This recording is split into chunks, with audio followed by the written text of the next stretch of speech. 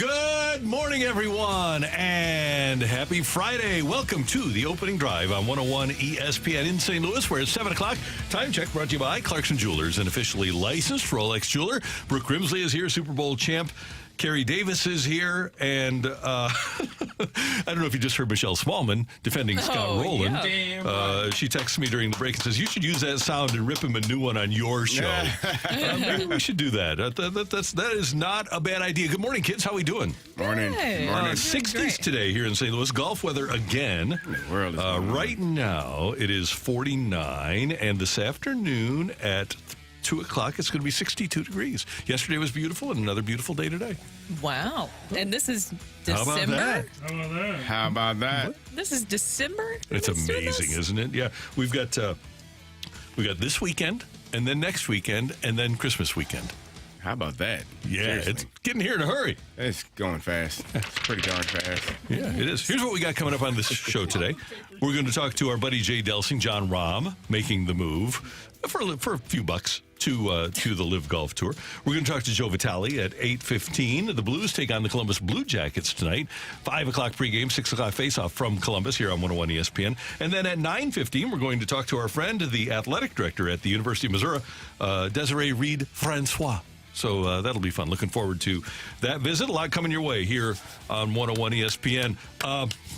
So, Kerry, I'm going to let you use your own words here. So, New England 21, Pittsburgh 18. Go ahead. Man, listen, I watched this game last night, and I just don't know what to say. I don't know how to explain it. Juju Smith-Schuster, he used to play for the Steelers at one point, right?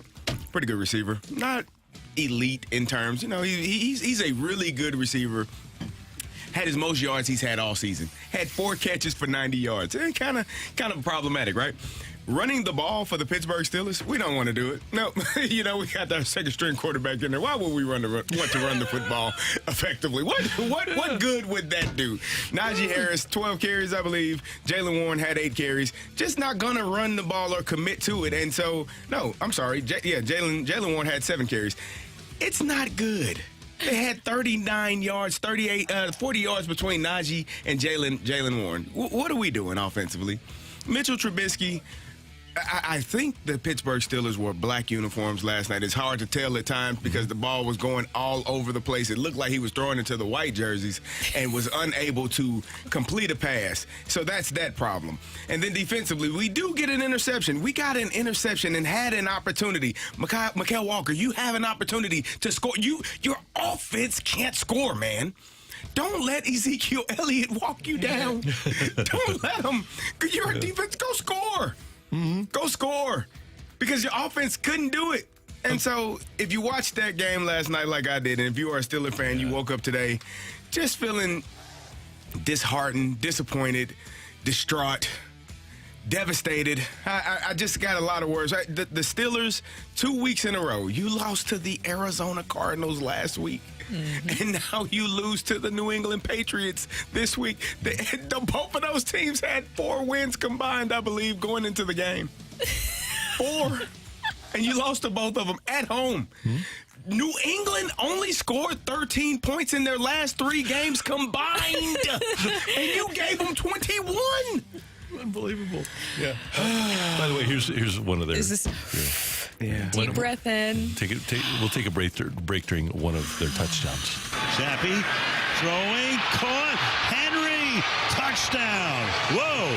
Whoa. The legendary Bailey Zappi. Whoa. Even Al Michaels is blown away that the Patriots are scoring touchdowns. Whoa. So if offered the opportunity to run the offense in Pittsburgh, would Kerry Davis accept? Yeah. Yeah. Yeah. You said the great word, the run. Run The offense. Yeah. Run the ball. Yeah. What's your script look like? You script for 14 plays? 10 to 15. So you're 10 or 15. Going what, 13 runs, 2 passes? It depends. I mean, probably 6 and what is that? 8? I don't know, 7 and 8. But either way, yeah, I'm going to run the football. They were so pass on first down, run on second down, pass on third down because you're behind the sticks. Like, come on. No doubt. By the way, the final was 21-18, and we apologize profusely if you did bet the under yesterday. Oh, man. If you took out your old... I was shocked. in the first half, they beat you. We underestimated Bailey Zappi. I mean, the great Bailey Zappi. And also, congrats to Ezekiel Elliott with kind of a wee bit of a breakout game. A wee bit. Yeah, John Burrow's own. Yeah, absolutely. We like seeing him. No. He had it against the Steelers, but it really doesn't matter. Come He's on. a part of the Patriots, though. Yeah, I know. That's He went bad. from the Cowboys to the Patriots, right? I know. You really don't. I mean, right. Which one is worse? how do you feel about that? I tell you, I don't have that sort of moral flexibility to like him, with all due respect. I don't. I can't. Oh, man, it's tough. You guys are aware that I will accept losses for my fantasy football team rather than have Patriots or Rams on my fantasy football You team. won't draft him. Will not. So No. when Cooper Kupp led the league in receiving, Didn't not trading for him. That's one guy I would have on my team and root for him to get hurt. In fairness, Randy gave me a lot of guff for my moral flexibility in drafting Cooper Kupp this year, and he hasn't done much for me. Yeah, that's a good thing. There you go. St. Louis City SC gets a new guy, midfielder Chris Durkin from DC United for Jared Stroud. Jared, we hardly knew you. Lucas Bartlett, Lucas, we knew you even less, and $300,000 in general allocation money. So, Chris Durkin, welcome. Good to have you with us. CD. From the There you go. Post-Dispatch's Tom Timmerman. Durkin, who will be 24 years old when next season begins, Young lad. has played 4 seasons in MLS, which makes him an old hand by city standards. All with DC United. He's played for the United States at the youth level, at the U17 and U20 World Cups. He was on the U17 team in 2017 that was coached by City SC assistant coach John Hackworth and included Indy Vasilev and Akil Watts. He also played 3 seasons in Belgium. So good to have Chris Durkin here in St. Louis. Weird story broke yesterday. Weird story. So let me take you back a little bit. When Mike Martz took over the St. Louis Rams in 2000, he had a photo in the hallway, clear for everybody to see as the players headed down the hall towards the locker room, of a rocket ship that shoots into space with the word Max Q below. And what Max Q is dynamic pressure, and it's the point at which an aerospace vehicle, a rocket, reaches its maximum difference between the fluid dynamics and total pressure. It's the most pressure that a rocket ship will be under before it breaks apart. And he wanted his players to play with Max Q under tremendous pressure, but be able to withstand that pressure. He wanted his team to be cohesive as a unit so that they could play together. So we had a big photo in the hallway that said Max Q. Well, Sean McDermott, the head coach of the Buffalo Bills, he's not as brilliant as Mike Martz, okay? So he didn't think about Max Q and facing pressure. He said he literally said in a meeting to his players, hey, look at what the perpetrators of 9/11 did, the way they worked together, the way they communicated.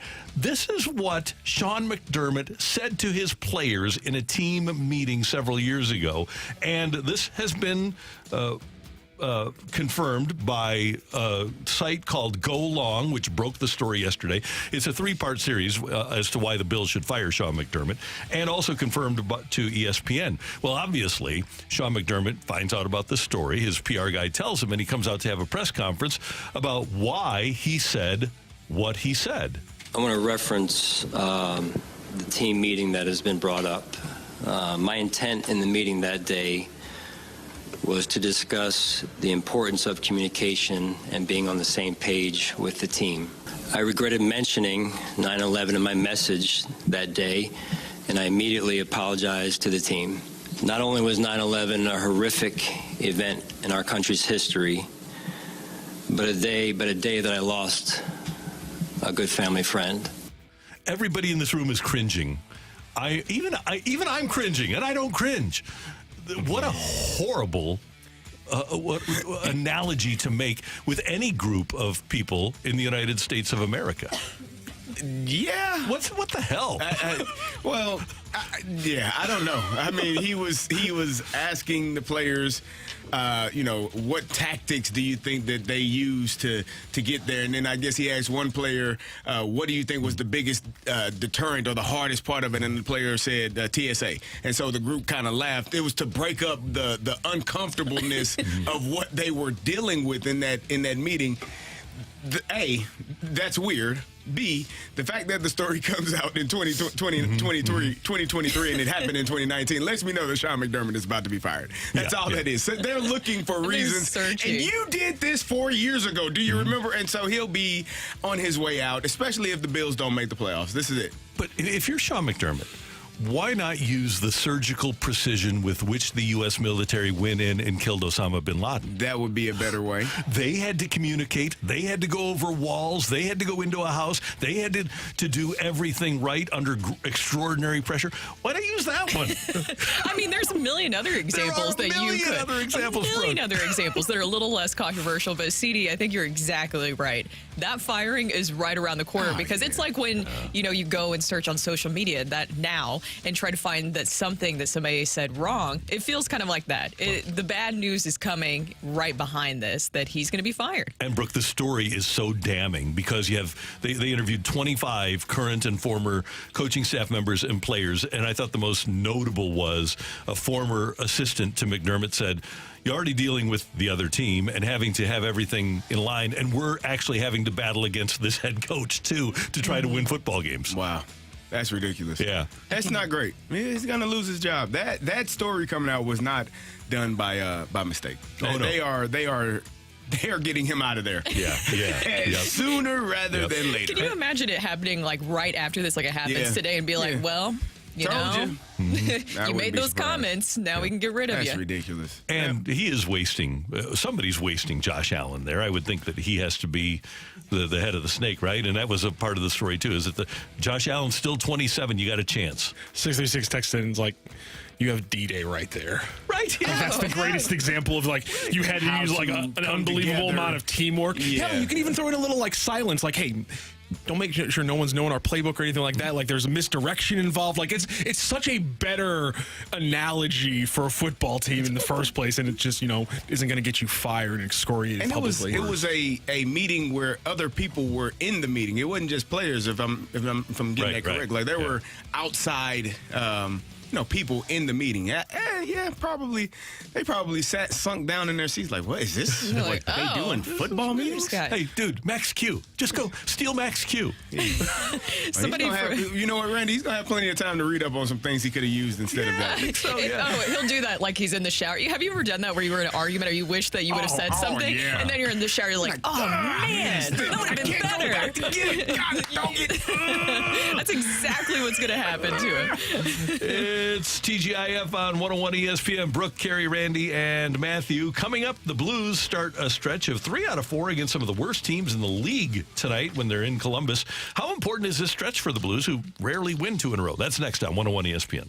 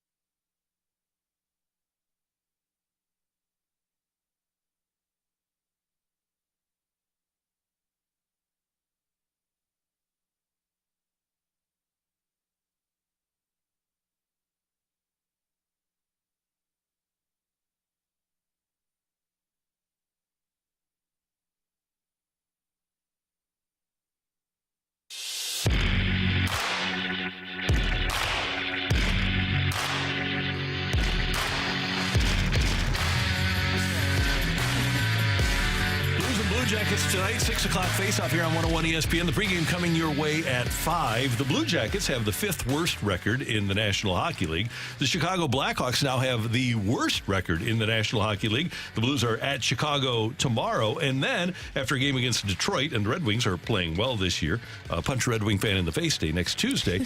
But then the team with the 4th worst record in the league, the Ottawa Senators, are in town next Thursday. So 3 of the next 4 for the Blues are against teams in the bottom 5 of the overall NHL. The Blues have played to the level of their competition quite often this year. I am of the opinion, and I know that this is a really stupid snapshot because it's 5% of the season. 4 games, right? 8 games would be a tenth of the season, right? So that'd be 10%. So, yeah, 5% of the season would be the next 4. I think this little slice right before Christmas of the season is really big for the St. Louis Blues to prove, A, that they can be where we think they are, upper-level mediocre team, and take care of their business against lower-level teams. Because the worst loss of the year, in my mind, was that loss to San Jose. You can't have that stuff happening. Really if you're going to be a playoff team and you're not elite, and they aren't elite, you need to be able to beat the likes of Columbus, Chicago, and Ottawa. Agree or disagree? Oh, agree 100%. By the way, Brooke, I'm sorry to interrupt you. Not be able to beat. You need to beat them. Exactly. You need to beat them.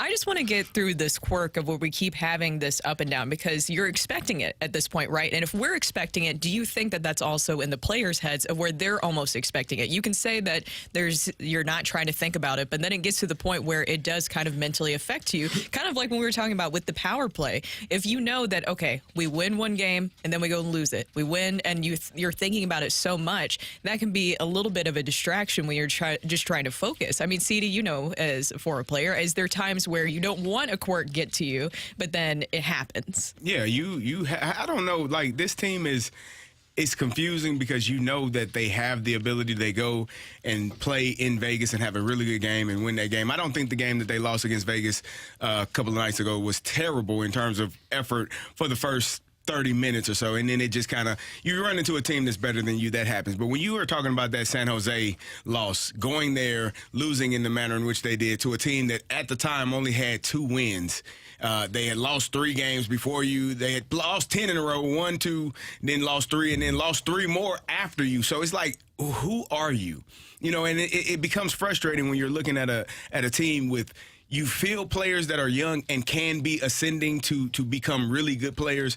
But if you're not going to play the way you need to play every single night, you'll never have success. That's one of the things about being a younger player that you have to learn is the consistency of taking care of yourself, being present every single day, every single time you're out on the ice or on the field, and doing your job. You're not always going to win because other people can be better in some points, but it should not ever be because of effort.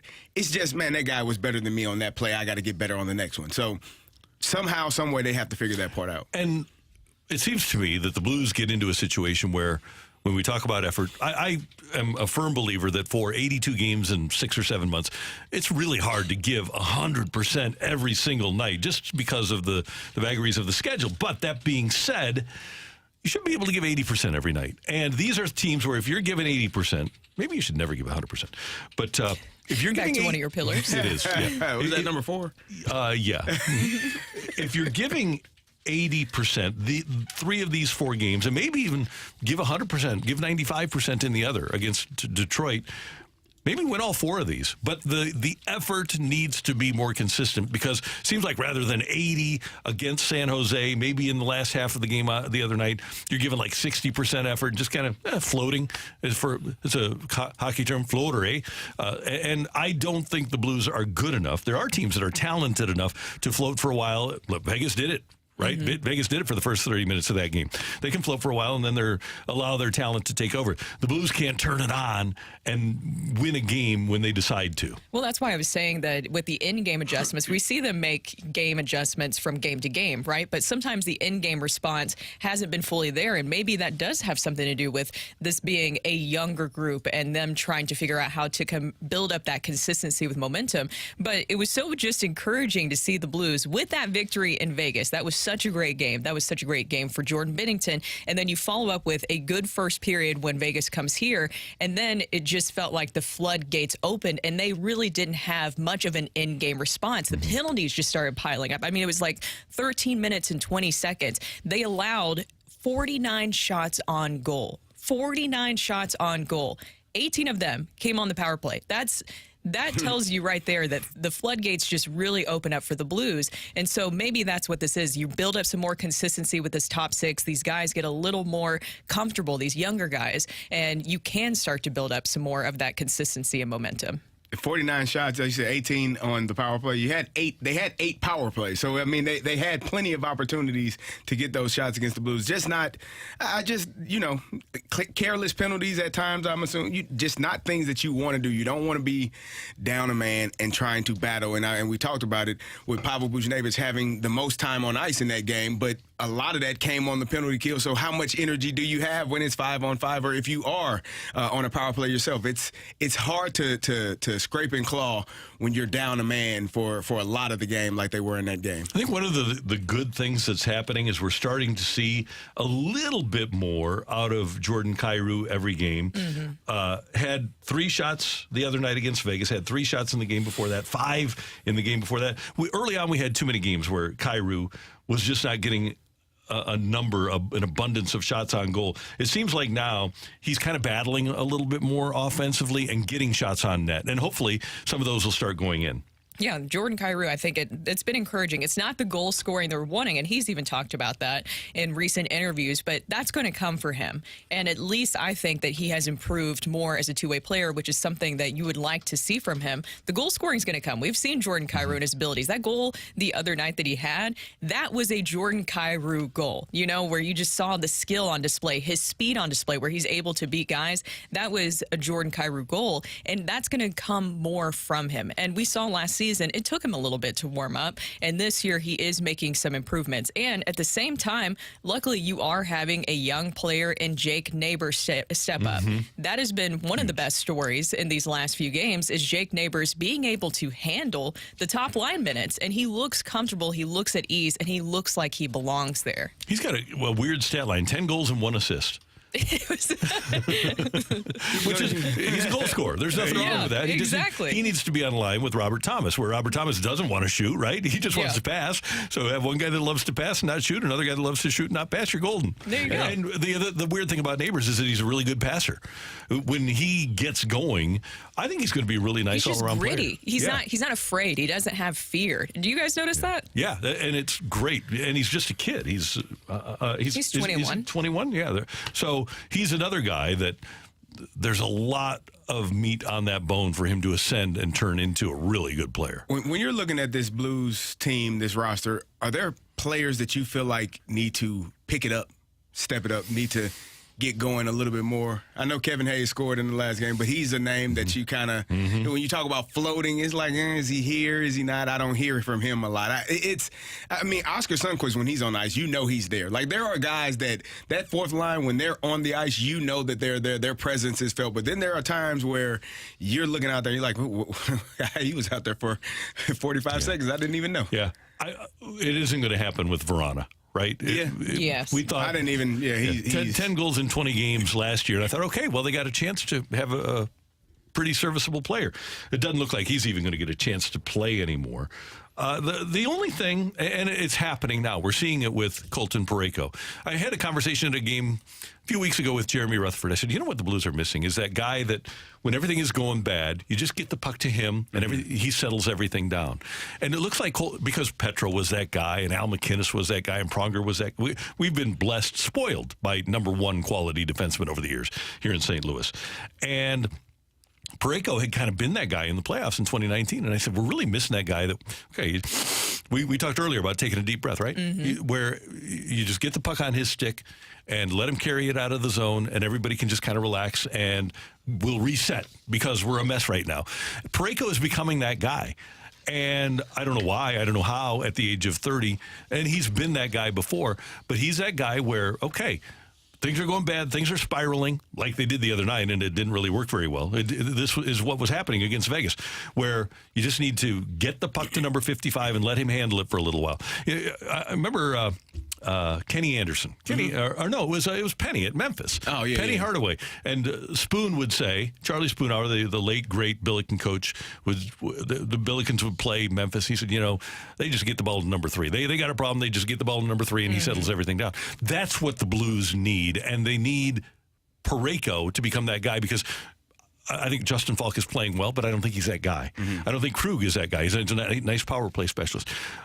I think the one guy that's capable of doing it on this blue line is Colton Parayko. I agree. I think that that's exactly what you're wanting to see from Colton Parayko, and I feel like we're seeing him just look more comfortable. And maybe that's him, one, being a lot healthier, as we've discussed before this season, and also more comfortable with what his role is. Yep. Maybe he's not trying to be a Chris Pronger. He's not trying to be this or that. He's not letting those comments get to him. He just knows what his role can be. And I think that is a good point, Randy, that's another opportunity, because he's big, and that maybe he doesn't use his body in more of like a physical sense as people would like, but that's a different way to use it. And there are times when he's had the puck before where he gets it and you kind of can feel it for him. You whoa, and the puck just it doesn't stick to his stick. Now he appears to be a much more confident player. Yes, exactly. Right? That's what Matthew's laughing, but that was such an ag. Like you could have put that on a voice track behind the highlight. Like whoa. Right, Which game was it? Was that a few years ago? Do you remember that video that went viral of Colton Parayko? He was behind the net, and he has a puck, and the ref was trying to get him going. He was like, "I do what I want." Yeah. Do you remember that? That was about the virus that we've seen him. I thought you were going to bring up the game in Montreal where he passed the puck right. No. Remember that? The game in Montreal where he passed the puck right in front of the net to give up the winning goal? No, Yikes. not that one. It's the opening drive on 101 ESPN. Again, the Blues and Columbus tonight. 5 o'clock pre, 6 o'clock face-off here on 101 ESPN. Next up, former PGA Tour Jay Delsing with the news from golf yesterday that Jon Rahm is going to live. Jay will talk about that and more next on 101 ESPN.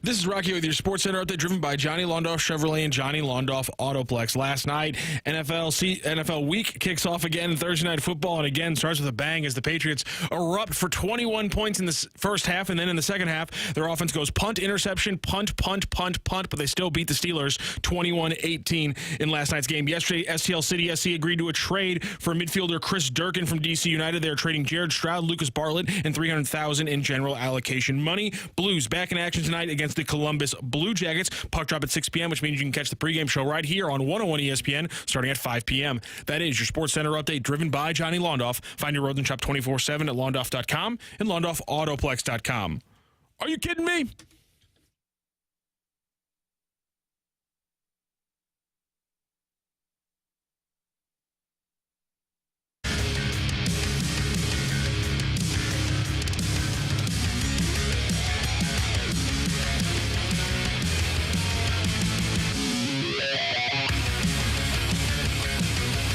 Jon Rahm announced yesterday the number 2 money winner on tour last year. And, man, for the first half of the season, Jon Rahm was the best player in the world. Announced officially yesterday that he's joining the LIV Tour for hundreds of millions of dollars. Some estimates suggest that he could be a 3-year deal for $300 million. Here to talk about it, former PGA Tour pro and our friend, the host of Golf with Jay Delsing, Sunday mornings here on 101 ESPN. Jay Delsing himself. Good morning, sir. How you doing? This is Jon Rahm's office, and I can't come to the phone right now because I'm out buying whatever I want. He is going to be able to do that. Let's start with this. He gets an exemption because he won the Masters last year, so he gets an exemption into the Masters. Is it for the next 5 years, Jay? That's correct? Yeah, he's in. So that's one of the key things to note is that Jon has an exemption into all 4 majors for the next 5 years. Yeah, I wonder if this occurs, and I know it's a tremendous amount of money, but I wonder if this occurs if he doesn't have those exemptions into the 4 majors. No, I don't think it does, and I just wonder. I mean, you guys, there's so much going on. I got a call yesterday morning, and I was told at about 7:30 that Jon Rahm was jumping for between 450 and 600 million. Is what I was told, and there's 2 more players to come, and the word is that it may be Schauffele and Cantlay. So, I mean, this is, to me, you guys, a clear shot straight at Jay Monahan saying, we're not going away, and whether you like us or not, you better include us in the conversation, or we're just going to keep stealing players. Wow. Because this isn't about anything else, guys. I mean, there's no way to be profitable. You can't talk about a business plan. You can't. This is just about saying, hey, guys, we're the biggest. We've got the most, and nothing else matters. And I got to tell you guys, it hurts me from I have so much. I never knew if I could get on the PGA Tour, and I didn't have the greatest career or anything, but I was certainly proud to be a member. And right now, it's like, man, the disruption is so intense. It just makes you sick to your stomach. I mean, somehow or another, I was always taught, like, if someone's willing to pay you something, you're worth it. Well, this is so insane. I mean, how can that be true? And it just seems like I don't know, guys. I'm babbling all over the place. I'm upset. Jay, I feel for you because it's definitely a very confusing time right now of what exactly is going to happen next, right, for the future of golf. Because as you just mentioned, so now we have Rahm, but it seems like other players will follow. So what does this mean for the future of golf? Because it seems like there's 2 paths forward right now. Either the PGA Tour and PIF merge, or the PGA Tour rejects the PIF and just takes the investment elsewhere. What do you see happening next? Well, Brooke, that's great. That's a great point, because this, in my opinion, jeopardizes everything that the PGA Tour stands for. Because if these guys are going to continue to poach the top players, eventually they'll have all the meaningful players. And if they have all the meaningful players, they're going to have all the other guys too. And so, I mean, when you start thinking about our entire business of we have sponsors, we generate a tremendous amount. We're going to generate over $300 million for charities this year. All of the things that the PGA Tour does, all of that, to me, Brooke, is on the table. Because if they keep doing this, who in the hell are we going to watch? I mean, they'll be good golf, but all of the players of note are going to be on the other side of the fence. Are there any players that are just committed other than Tiger Woods? We've heard about him, and I think Rory, just not committed at all to going to LIV. Are there players that are steadfast and just going to stay with stay with PGA regardless of what money is being thrown at them? Well, Kerry, that's the beautiful question, right? Because up until now, Jon Rahm is a thoughtful guy. He's a smart guy. He handles himself incredibly well. He's well-spoken. I mean, and he's a damn good player. He's already got 20 worldwide wins. He's only been on tour for 4 years. I mean, but up until now, everything he said was completely anti-LIV. But, guys, what's happening is these guys, as we speak, are throwing an additional $50 million onto offers to all these guys. I think eventually human nature you cave in and you say, what the hell, man? How can I pass up this kind of money? So with Jon Rahm, the report was for 3 years. Is there a possibility after those 3 years that he does come back? Is it just a money grab for some of these guys going there and then coming back to the PGA Tour? No doubt. But, Kerry, I think so. Because I'm not involved in the inner details of what is going on with this framework agreement, Jon Rahm may know something that the rest of us don't. And there may be, because I believe they're working right now on trying to figure out a pathway back to get all the best players playing against each other in the same sort of venues, in the same sort of tournaments, so that you're not surfing across God knows what sort of network to look for golf, and you know where it is. And so there's going to be some sort of pathway back. Now, I've also heard, guys, that but this is a shot to our commissioner to say, you got to get it together, man. You got to get going. Let's get this deal done because we're here. Whether you like us, we don't like you. Okay, but we're here, and we're just going to keep doing this until you pay attention to us, or we'll bury you because we have more money than you do. Jay, one other question about this. Yesterday, obviously, LIV invites friendly media to the press conference, but we haven't brought it up here, and I haven't heard it brought up, that the Saudis, they did kill Washington Post columnist Jamal Khashoggi. It was Saudi people that basically planned the 9/11 attacks. Maybe sports washing is working. Nobody's talking about it.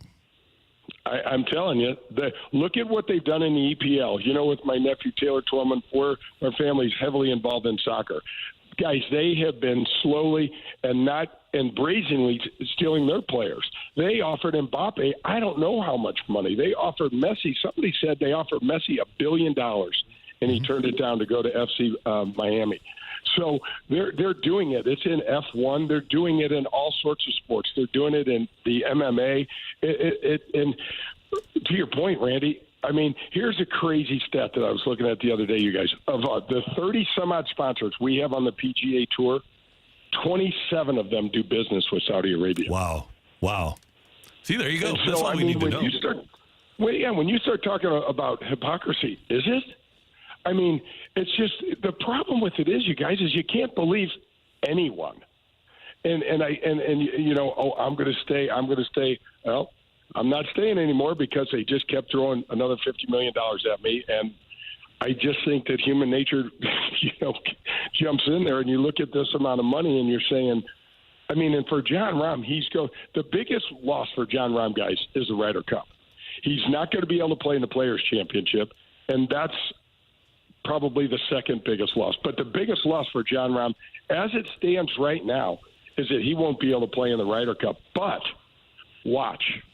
If this keeps happening, they'll change the rules.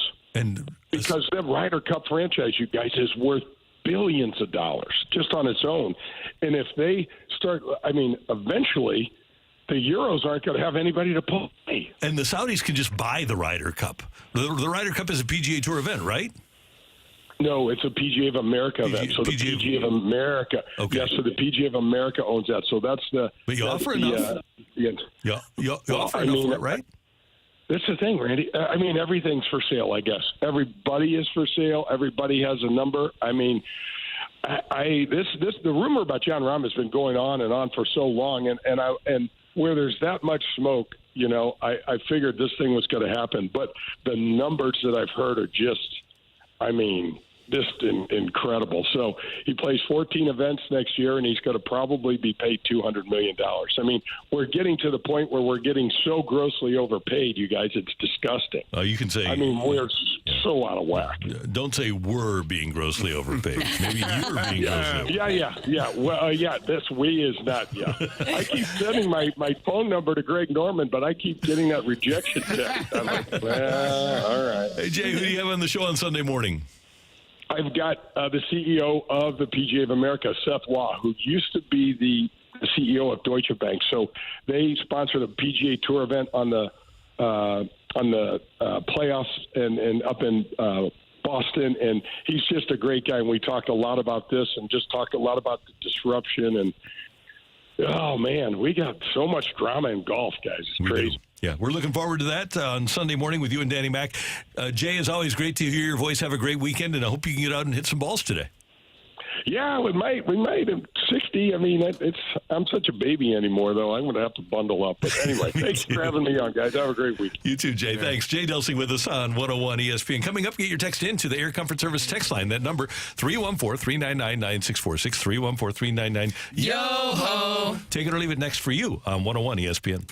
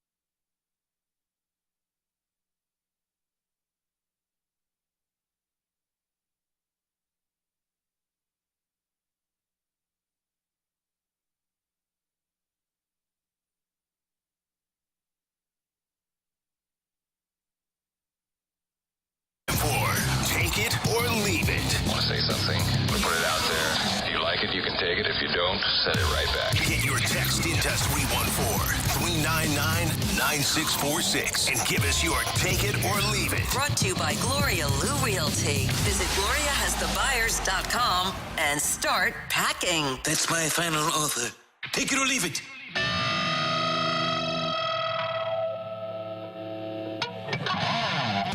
Time for TIOLI on 101 ESPN. Brooke, Carrie, Matthew, and Randy. And guys, Jim Bowden tweeted moments ago on the heels of a couple of starting pitching signings by the Reds that, quote, the Reds have committed $87 million this offseason in free agency on first baseman Jeimer Candelario, right-hander Nick Martinez, and right-hander Emilio Pagan. They're just one starting pitcher away for me, making them favorites in the NL Central for 2024. The Reds, take it or leave it. The Reds should be favored ahead of the Cardinals in 2024. Ooh, I like the way you phrased it. Should be. I don't want it to be. Mm-hmm. Where did the But Reds should finish be. last year? 82 wins. Or were they third? Pirates were fourth. Yeah, I think so. Where were the Cardinals? Last. Okay. 71 wins. I take it. I Until might have to take it proven just because otherwise. that- Yeah. They got a guy over there. He's a tall, lanky guy. He runs really fast. Oh, yeah. Hits the ball really hard. He's a rookie last year. He's a really good, really talented guy. Ellie De La Cruz. De La Cruz.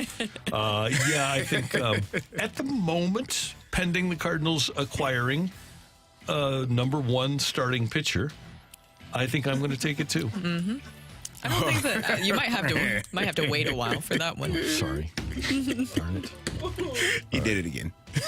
What? just number one pitcher. The one guy they got right now. Oh. Yeah, it's pretty good. You like him, right? Sonny? Yeah. Sonny came up.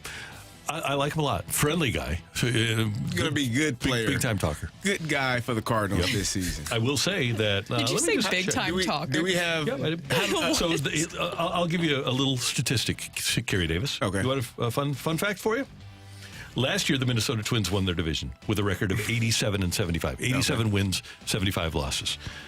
In the games that Sonny Gray started, they had 14 wins and 18 losses. Oh, that's not a great. 87-75 overall, 14-18 when Sonny Gray started. Over or under 190 innings pitched. Oh, way under. Over him? Sonny Gray? Come on. As Ken Harrell, I'm not going to kill Ken. He's just retired. He's not dead, is he? No, Please don't kill another person on air. I've done enough of that. As Ken Harrelson would say, you joking me? Are you joking me? Let's see. So 190 innings. Yeah. Over under. He did throw 219 in 2014 and then 208 in 2015 and has not thrown more than last year's 184 since. So I'm going to say no. I'm going to bet the under. Darn it. All right.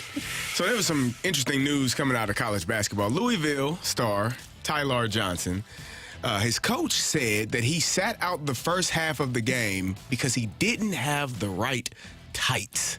Missed the entire first half. He told the media, coach did, say, hey, you get this. He didn't play in the first half because he didn't have the right tights. Take it or leave it. Those are actually his magic tights. And that's why he missed the game. His magic tights. Those. Yeah. You guys you're being rude. He couldn't go out there and perform without the right tights. These were tights that the coach said they never have had since he's been there. So I don't know why he was looking for these particular style of tights. I was very confused by that. That was intriguing.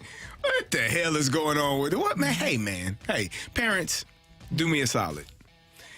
Teach your kids at a young age that it's not always going to be about them, that they're going to have to deal with adversity, that life is hard, it's not easy. Even if you are the star in high school, at some point you will not be the star, maybe in college, maybe in the pros. Work is always going to be there. You have to work. If you choose not to work, your child will probably not be successful because the talent eventually all meets up at some point. So if your child has a habit, and I don't know if this child has a habit of not working hard, but the fact that his tights were unavailable and he decided not to be a part of the first half of the game, as a coach, I would have just said, well, you probably shouldn't be a part of the game at all. That's my preference. Yeah. Matthew, what are the Kim Kardashian tights that you have? Oh, the Skims? Kim Kardashian tights. Maybe that's what he was looking for. Yeah. I got more Oh. pairs. Skims to show up. You I got have more to have the pairs, by the way. Skims. They kind of suck you in. I don't know how I feel about I got that. cotton pairs, Rocc, Carrie. I don't know how that makes me feel. I don't want to know about your skims. Magic skims. Magic underwear. Magic underwear. Magic draws. I did like that the coach revealed that just so that we could understand fully what was going on because, look, people are probably looking at him like, why are you not putting him out there? Where is he? What is going on? He's like, no, I want you guys to know what I have to deal with behind the scenes. Listen, people have no clue how hard it is to coach these young men these days. No clue. You don't know. It's really hard. It's a hard job. Go give a coach a hug today. That's what you do. Give a coach a hug today. Yeah. Except for the offensive coordinators in Pittsburgh. Yeah, don't hug those guys. No, not hug those any guys. offensive coaches in Pittsburgh. Well, yesterday hug. we were talking about potentially maybe a possible reunion, and this is just pure speculation. There's no reports of this, of Tyler O'Neill with the Padres, because it makes sense. But what about another former Cardinal, because Tyler O'Neill is about to be another one, and Harrison Bader? To the Padres? Yeah. That makes all the sense in the world. Take it or leave it. I'm going to take that. Harrison Bader and T.O.? No, not both of them. He hasn't been sought after, but they traded Trent Grisham, Gold Glove center fielder. Mm-hmm. They need a center fielder. They're going to play Ha-Sung Kim out there. Apparently, they want to move Bogarts to first, Cronenworth to second, and Kim to short. Last year, it was Cronenworth at first, Kim at second, and Bogarts at short. Apparently, they want to switch it around. But I'm going to take that. That's a great move for Mike Schultz, who does kind of like his defense. So I'm going to take that. He does. Does that matter? Yeah. Defense? It doesn't matter to him. Does he play? Yeah, it matters to him. Okay. Some teams it doesn't matter as much. But for him, it does. So, Matthew, what do you got on the text line there, buddy? Apparently, Yamamoto is going to get over 300. Ohtani's is going over 600. Take it or leave it. Liv has their next two signings set up. Take it. Totally take it. Yeah. Take it. I really like that one. Take it or leave it. The last time the Cardinals truly went, quote unquote, all in on a season was either the roll-in or the holiday deals. All in on a season. I think the holiday one's a good call. So I don't know that if it's would the be last one, but it's certainly one. 10. Trying to remember. I even though it didn't feel like it. See, they were still really ahead of the game when they went out and got Beltran. And that offseason, they were really good. And they gave Beltran a good contract. And to have Beltran and Berkman, I'd say 2011. Otherwise, I don't know. What do you consider like going out and getting? Although they didn't have to pay John Lackey a ton of money because he was paying for a discount in 2014, 2015, but they won 100 games, so they were kind of in. But yeah, I think that first of all, we don't know what all in for them is because we don't know how much money they make. But yeah, I think if you wanted to make that argument, you could. But you know what? If you don't go all in and you wind up in an NLCS, that's not a bad thing. I know they teach us to drive 10 and 2, but take it or leave it. Driving with two hands becomes very uncomfortable after a long period of time. I don't know about you guys. When I was in driver's ed, I never did 10 and 2. I always had my hands on the bottom of the wheel. Really? Really? Yeah. You didn't get in. Yeah, you got a good grade. Yeah, I was fine. I was comfortable, and he was the driver's ed teacher. Evidently, was comfortable. He never had to slam on the brake that he had on the right side. I had it slammed on me one time. Oh, man. Really? Yeah, I didn't look in my mirror and was about to get out in traffic, and what the hell is going on here? You didn't see that car? I did not, sir. Thank you. Good job Saved by your you. life, so Good it job worked by out. you. Saved all our lives. Do we still have driver's ed teachers? Do we still have driver's ed? I don't think they that's have a good question. They don't have. They have the class. I don't know that they have the cars. Oh, man. I remember the don't have it old in cars private that we school. had. Yeah. Oh, they don't have it in private school, huh? Wow. How about that? What money they get over I there? don't know why. Seems like it'd be Surprised that they reasonable. wouldn't just 10 like cars. Every kid there has to drive to school. You have 10 Why cars. would we not have driver's ed at a school where every kid pretty much has to drive there? There is no busing. Says like, Fair question. how are we missing this? We you give the kids laptops. They all have to take a typing class. Everyone's got to drive. Feels like driver's ed probably a class everyone should take. Well, over in the public It's a school thought that I went process. to in Tennessee, I just remember we had old cars that 100% should not have been legal to drive anywhere. agree. And our driver's ed teacher was a former baseball coach, and he got hit in the throat by a baseball, so he couldn't talk. And so then we kind of were mean-ish high schoolers. And so then we would speed around because he couldn't, like, yell at us to stop. Anyways, don't judge me. funny. I was a teenager. I was a good teenager. We were having fun. It was fun. You know? Yeah. That's all that It matters. wasn't the best way to learn how to drive. Getting hit in the throat with a baseball is top tier. Yeah, and then he couldn't yell at us. So One time I was playing golf with our former producer Scott Manziara, and we were on the course, and there were geese on the course, and he hit a goose in the throat. Oh my And god! I said, "Hey, you just got a birdie." Oh. And the goose was fine. It was fine. It was fine. So. Randy! That was a bad one. It's accidental. Take it over. Tyler O'Neill's playing in the AL Central next season. I'm going to leave that. Yeah. Not a Royale, not a White Sox, not a Guardian. Not a Tiger, not a. Who am I leaving out? Twin, not a Twin. Yeah. So no, he's not. Actually, now they say it's safer to drive with your hands on the bottom of the wheel. It is safer. Is it? We got a text from the 636. I haven't even Googled this to double check it. Why would I? They now say it's safer to leave your hands on the bottom of the steering wheel at driver's school because your arms won't get in the way of the airbag. I felt safe. We didn't have airbags when I was learning. You had seatbelts. Yeah. Barely. Some cars. My dad car didn't have a seatbelt, and his brakes broke one time. Rocc, I like how you said, "Did Living you?" life hard. All right, on the edge. On the edge. You got one more? Take it or leave it. Neighbors is the next player to wear a letter. I'm going to take that. Yeah. Yeah. I'll take it. Or wait, does Vucinovic wear one? No. Yeah, Maybe. maybe. And we're talking about a C or an A? An A. Oh, yeah. No. Take it or leave it. At some point, we have a song for him that says, "Won't you be, please won't you be my neighbors?" Yeah, they need to do that. I think they do. Blues. I used know that you're as the song before the City and KC match over here, and it did not go well. City and KC or Kansas? Well, you got to call them KC. They beat us. Again, I like how they're really I felt that Brooke was the one who was respect. like, I think the play, like I think Bradley Carnell and the players legitimately think like shortening it from Kansas City to Kansas is like a thing people do. Yeah. And I think just they didn't realize that like that's not how Kansas City ever wants it done. I don't know. I think Berkey was when we had him on, he was very intentional with it. So I think that he maybe understood what was going on. That's fair. That's We fair. got a driver's ed teacher in the 618 said they listen every morning. That's nice. Thank you. Thank Tell you. your students we said hello and be nice to you if you're Exactly. By the way, do we have MLS Cup or they haven't? It's this weekend. Yeah, that's what I thought. Yeah. LAFC takes on Columbus Crew. Who goaltender is Patrick Schulte, who's from the St. Louis area, played at SLU for 4 years as their goaltender. Columbus Crew, yeah. I'm rooting for them then. There we go. That's easy for me. And somebody texted in, by the way, technically the Chris Durkin trade doesn't get finalized until Monday because they're like, what kind of league lets you trade before a championship game? Yeah, thank you for that info. I appreciate that. I did one Google search earlier. We should have just waited. Should have just waited for that one to announce it maybe Lest Tuesday. Chris Durkin slip through your fingers. Yeah.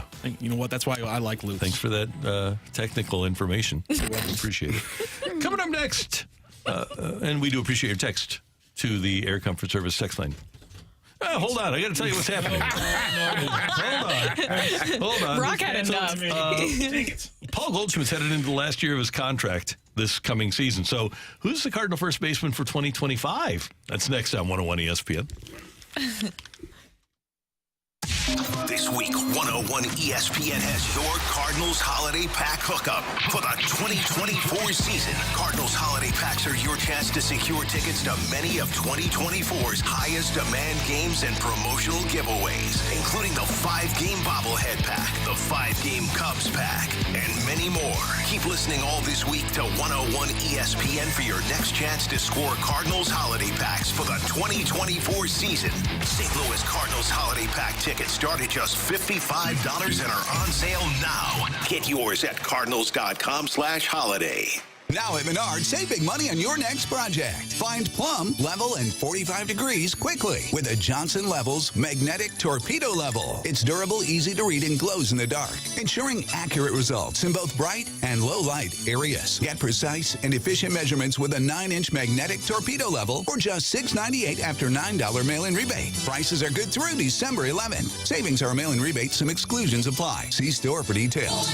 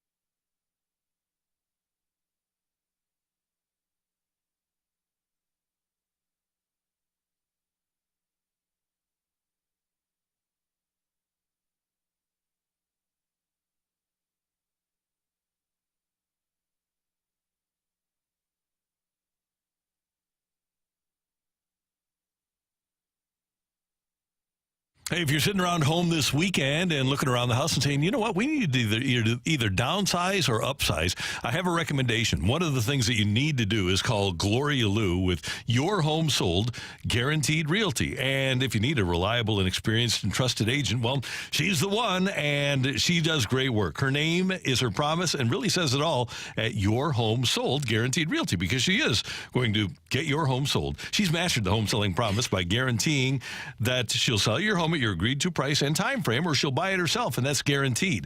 Gloria has solutions for every kind of home seller. If you want a fast sale with no hassles, Gloria's 24-hour cash offer solution is a great option to consider. No showings, no costly repairs, and you pick the closing date. You always get the highest cash offer bid from Gloria's database of buyers and what she calls her cash offer bid box. Now is a great time to sell, whether you want to sell to upgrade or sell to get a smaller house. Now's the time to do it with Gloria Lou. 314-325-6888, 314-325-6888, or simply visit GloriaHasTheBuyers.com.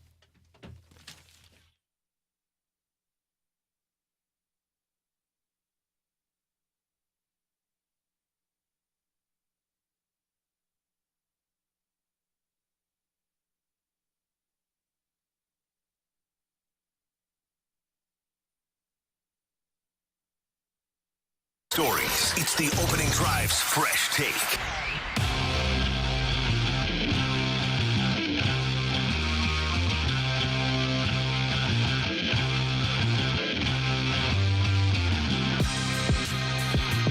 in St. Louis. Your time check brought to you by Clarkson Jewelers, an officially licensed Rolex jeweler. Okay, we're going to play a little game here as Paul Goldschmidt heads into the last year of his 5-year, $130 million contract with the Cardinals. The question is, after this season, who is the Cardinal first baseman? Let's start with Goldy himself. Is there a chance that Paul Goldschmidt could be the Cardinal first baseman in 2025? It doesn't seem like it, just because slowing down and the contract, it doesn't feel like it. I agree. I think when you're looking at Goldy, people were bothered by this last year when we were talking about potential trade pieces, because We knew that he was coming up on the end of his contract. He is getting older. You were one of those people that said you don't trade away an MVP and it's in a year removed from winning the MVP. But if one thing that Bill Belichick that we saw when he was having great success, he always let people go a year before they were supposed to be, before people thought that he should let them go. And so with Goldy, I don't know that you give him a new contract knowing he'll be, 37, 30? Would it be 37? He'll be 37 that year. That year of the new contract. And how many years do you give him? Is it a 2-year deal? Is it a 3-year go 1 deal? year. If you do it, it's 1 year at a time. And if somebody else will give him multiple years, then you say it's been great. But he'll play this year at 35, turns 36 on September 10th. And just for reference, last year, Paul Goldschmidt and everybody, not everybody, but a lot of people wanted to get rid of a guy. 25 homers, 80 runs batted in, and an 810 OPS. Mm-hmm. So I think that I don't know that they re-sign him and bring him back for another year. But if you don't, you could be looking at I don't think you put Jordan Walker there. I think you let him continue to be the athlete that he is in the outfield, learn that position, get much better at it, and do a great job there. But you have Wilson Contreras, who could be your first baseman, and then you have Herrera, who would be your everyday catcher. You have on this list, you have Luken Baker, Wilson, Brendan Donovan, Jordan Walker. What about Nolan Gorman? Would you feel comfortable with him being your everyday first baseman, No. power hitting, left-hand first baseman? It doesn't seem like the would Cardinals not. are comfortable with that. Yeah. They've never tried him at a corner. And it just seems like there's, with their concerns about him playing second, I would think that the same concerns with the back would apply at first base. So that would be a concern of mine. And correct me if I'm wrong, he did play third, I think, for most of his career. So, I mean, I just don't see that as a possibility because of what you're saying with the back issues. But how long do you think he's had? About a week back. Oh, no, I walked right into that one, didn't I? I thought Brendan Donovan was an intriguing option just because his versatility. Jordan Walker, I think that seems the most viable. But then Wilson Contreras, I think, is going to be still a part of this whole conversation. I think this year they're saying he's going to be the primary catcher. I don't believe that conversation is fully out on moving him around in the future.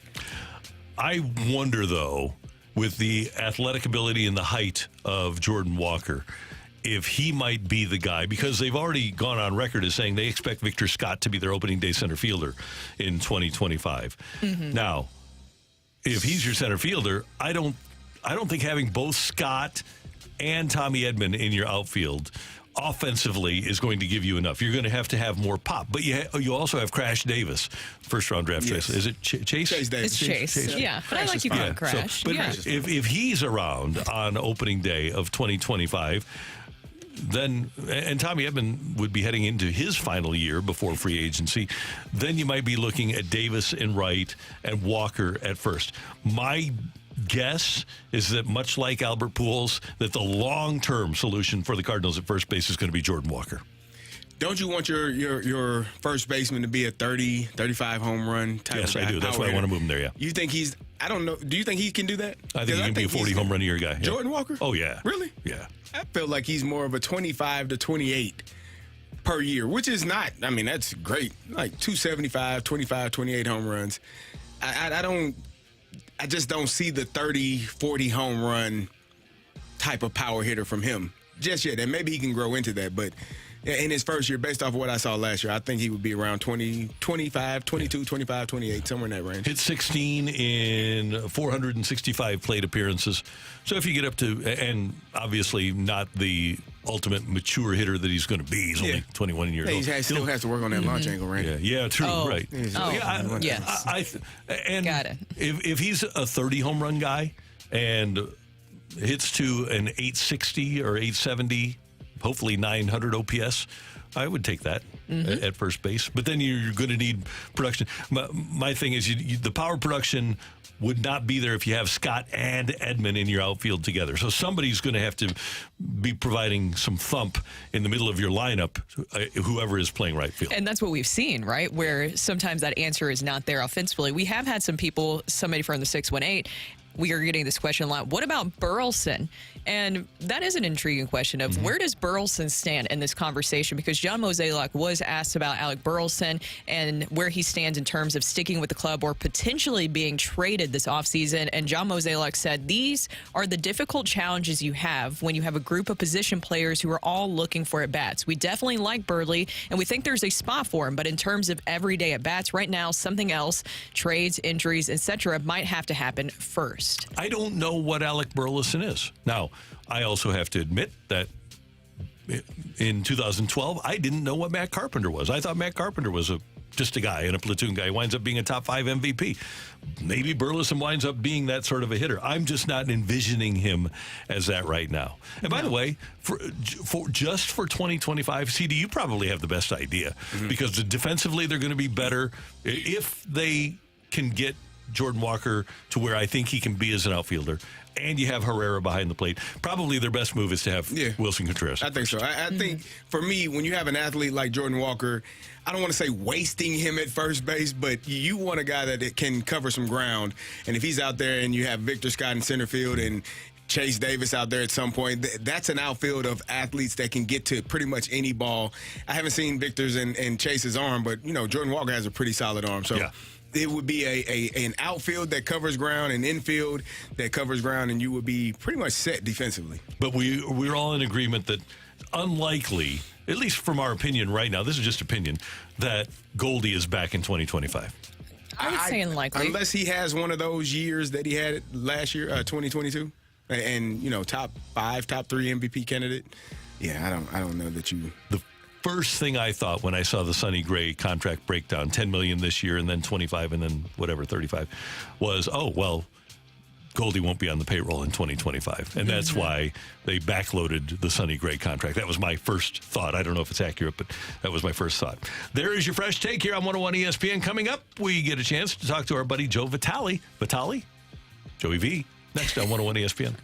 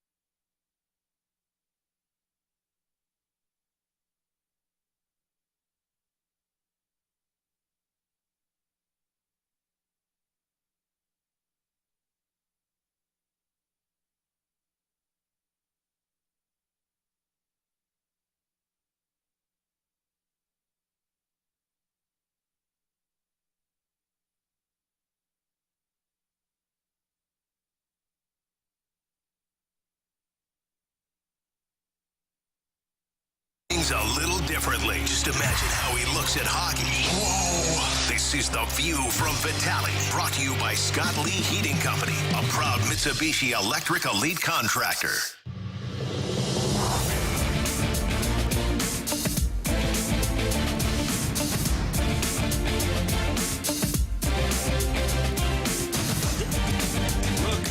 Randy, opening drive, 101 ESPN Blues and Blue Jackets tonight. 5 o'clock pregame, 6 o'clock faceoff here on 101 ESPN. It was great the other night on Bally Sports to see the smiling face of one Joe Vitale, who joins us now, as he does every Friday morning here on 101 ESPN. Joey V, good morning. How you doing? Randy, what's going on, buddy? I'm doing great. Good. What do you like better? You're always well dressed. You don't mind wearing a tie. I'm different than you. I'm not a fan of ties. What do you like better between doing TV and radio? Oh man, they're so different. They're just so different. I find myself I enjoy them both for different reasons. Obviously, when you're doing the call on the game with Curbs, you know, you're talking fans through the nuts and bolts and the whys and the hows of each play and how plays led up to another. So there's a lot more time, and you got to get in, you got to get out quickly. You don't have time to think; you just have time to react because the play's constantly going. So you kind of stay on top of it quite a bit. Now on the flip side, if you do the TV stuff, it's now you got at the intermission, for example, you have 2-3 segments. You only got a minute here, 2 minutes there, and they're going to show you a couple goals. It's more big picture, and then you only have a short amount of time to kind of break down some of the bigger things. So it's a good balance. I like bouncing back and forth, and the good news for me, Randy, as you know, between Alexa on the TV side and Scotty Warman at times and one of the best all time and Chris Kerber for the radio call, I'm in good hands as I've got great hosts and good play-by-play guys with me. Joey, do you watch any other sports, and if so, which ones? What do you like to watch? I love watching volleyball. It's like my all-time favorite sport to watch. I was watching the Wisconsin and Georgia Tech game yesterday with my daughter, Summer. She's a volleyball player. Okay. My wife, of course, played volleyball in college. That's where we met at Northeastern. So I've always enjoyed watching volleyball games with my daughter now. She plays high-level volleyball. And I loved, quite frankly, back in the college days, some of my favorite mornings were Sunday mornings because volleyball and hockey were the same season. So the men's hockey team, we always would play Friday, Saturday night. And then after that, my wife would play Saturday afternoon, Sunday morning. So I would always wrap up our game series Saturday night. And then, of course, Sunday morning, I would go watch her second game. It was always a day off for us, more relaxing and enjoyable. Sorry for the kids in the back. we enjoy it. Well, I was going to say, that right now is not a good time for me to be in the car with them because now you're driving down the street, and every time they see Santa, like, Santa, or like reindeer, or Frosty. So they're very lively back there, but I'm doing double duty as my wife's in Chicago with my son's hockey tournament. So trying to make everything work, as you guys know, never easy. Joey V, at my YMCA, there's a giant Santa right next to the swimming pool. Did you ever envision Santa as a swimmer? You know, I never did until I watched the Christmas Vacation. Oh, I think we lost him. Uh-oh. Oh, my God, really? Okay. No. Well, we know. We'll get Joey back. We'll get him back. Yeah. I love Joey's answers. He's back. Oh, he's back. Oh, he's back. Okay. Yes. We lost you. We lost you when you said Christmas Vacation. Oh, what I said is I never thought of Santa with Christmas Vacation until I saw Christmas Vacation. You know the scene with the girl in the swimsuit with a Melikaliki Maka is a thing. You know that was one of my favorite scenes from the movie, obviously. And I never thought about Santa in the swim trunks until I saw that movie. Joey, you think of everything. By the way, how is Elf on the Shelf going? You're doing that, right, with your kids? Randy, I'm going to send you a photo. I'm going to send you a photo now of the Elf on the Shelf. He is a little Dickens. He is a little Dickens, this little chippy. He's getting into hot chocolate lately. The other day I woke up and there was a puddle. There was a puddle on my hardwood floor. And I thought, what the heck is this? There was a baby carrot and a couple little black dots like coffee beans. And there was a note from Chippy, and he said, I brought you back a snowman. I apologize. I think it may have melted. Anyway, I got my oh, this is going to cost me a little bit, and I'll be sending Shippy an invoice if he can bring it to Santa to the North Pole here in the next couple days. Very nice. Nice. Well, Joey, I do want to ask you at least a little bit of some Blues hockey questions. What in the world happened between the two Vegas games? Obviously, you had a great performance for the Blues when they go to Vegas, winning 2-1 in overtime, and then they were playing well in the first period the other night, and then things just really just opened up. The floodgates opened up for the Blues. 49 shots allowed were the most by the Blues since November 17th, 2021. Joey, what happened in that game? I think that, Brooke, obviously the penalty trouble was the obvious one. The Blues, started to become a little bit undisciplined. I know they got frustrated as, the penalties were lopsided in the sense that there was more going against the Blues' favor. I actually looked back on some of the penalties. I think the majority of them were penalties by the NHL standards. I know the fans didn't love it. And I know the Blues probably didn't like it because it was a little lopsided. But there are certain games where maybe you just get a little undisciplined, your sticks are out of control, and I think for the most part that they were penalties. So then from there, it gets a little more uncharacteristic as you have too many men. You can't afford to do that. And then it's unsportsmanlike in the third. So, the Vegas Golden Knights power play is exceptional, as we all know that. Even back to Monday's game they won, it was their power play and Jack Eichel that pushed that game into overtime. And I think for the Blues, it's got to be a great learning lesson where you lose your composure. You have to kind of make sure you always are under control, because when you're killing that many penalties, not only is it going to hurt you on the scoreboard as it did the other night, as Craig Berube mentioned after the game, it requires so much energy and so much energy from only half the team. You always think about the killers. Oh, Sundqvist is probably going to be exhausted. Robert Thomas is going to be exhausted. And you're right about that. But a lot of times fans don't understand on the flip side, what about all the players who aren't even on the ice, like the Jordan Kyrous, right? The Jake Neighbors. Some of your top goal scorers right now, instead of being out there 5-on-5 or maybe getting a power play or 6-on-5 at the very end, now all of a sudden they're on the bench just kind of getting cold, trying to shake their legs to keep them moving. So too many penalties for a lot of different reasons really disturb the routine and the rhythm of that game. Joey, I'm trying to figure out, we're watching this team and, Jake Neighbors has been playing really well.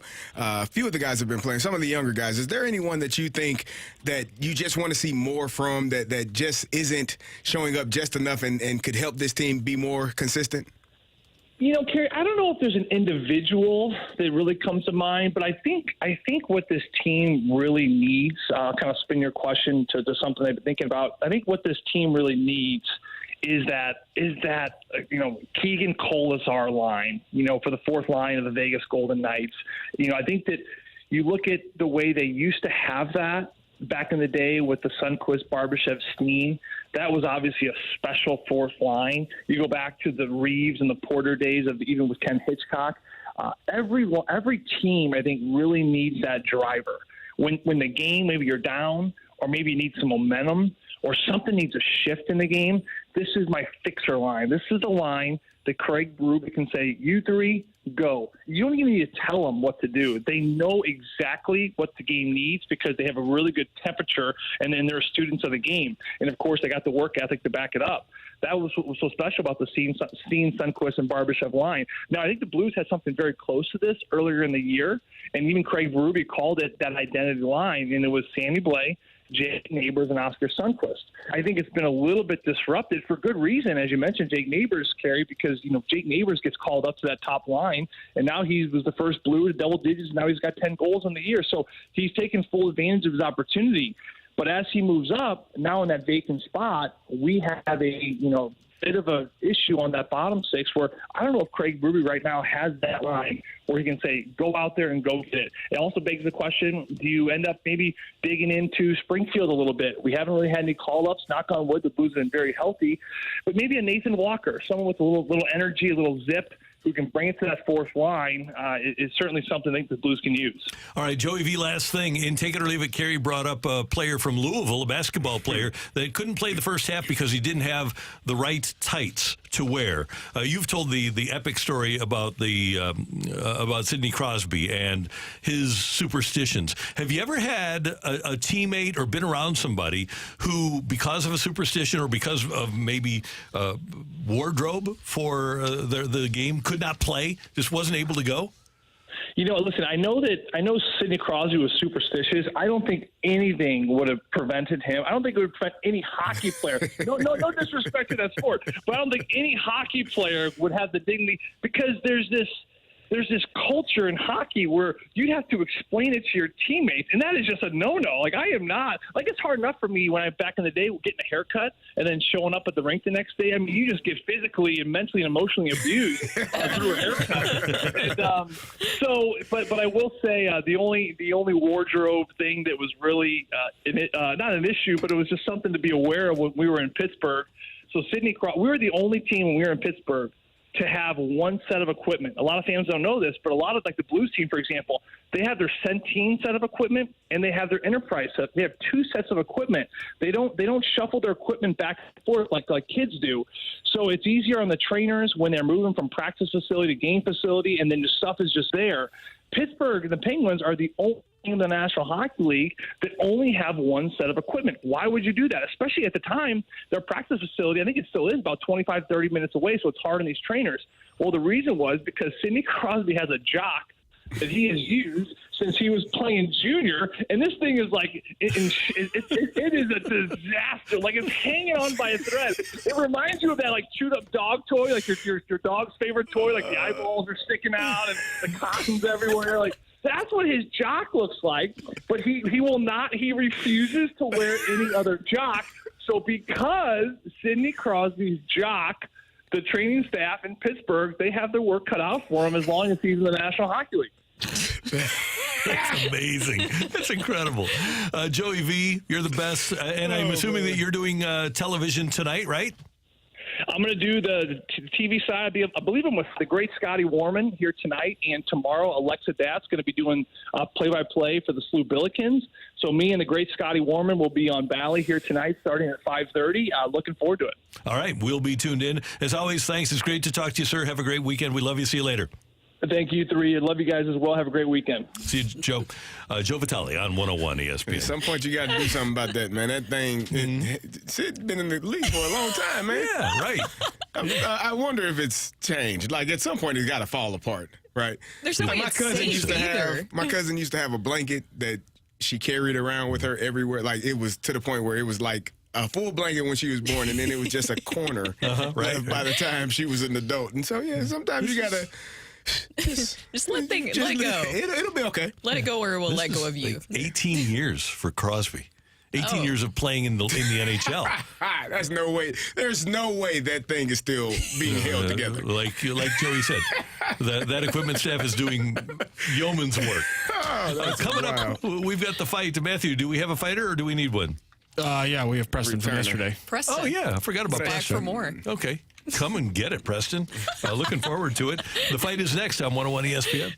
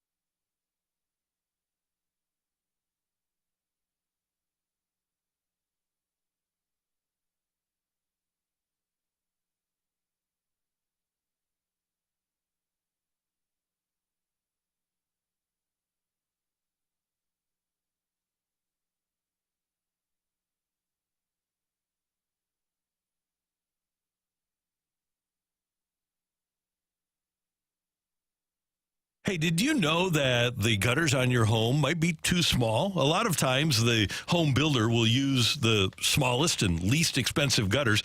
And that's why when you drive into your driveway sometime with a hard St. Louis rain coming down, you'll see the water coming over the edge of the gutters. Doesn't have to be that way. And Gutter Pros can help you out. GUTTER, gutterpros.com. And they can expand and provide you larger gutters so that your gutters take care of the water that is coming down and it actually goes down the spouts like it's supposed to. to. They can do all kinds of both commercial and residential gutters, and they do all kinds of soffit and fascia, and even do siding if you need it. They're great people at Gutter Pros. They're right here in St. Louis. They're all about St. Louis, and they'll work within about a 50-mile radius of their downtown office, and you'll be amazed how friendly they are when they come out to provide you with a free estimate, no pressure, and when you work with Gutter Pros, know that they're A-plus rated by the Better Business Bureau, 4.9 out of 5 stars on their reviews. And all you need to do is go to the website, gutterpros.com, to fill out a form for a free estimate and use, when you need new gutters, Gutter Pros at gutterpros.com.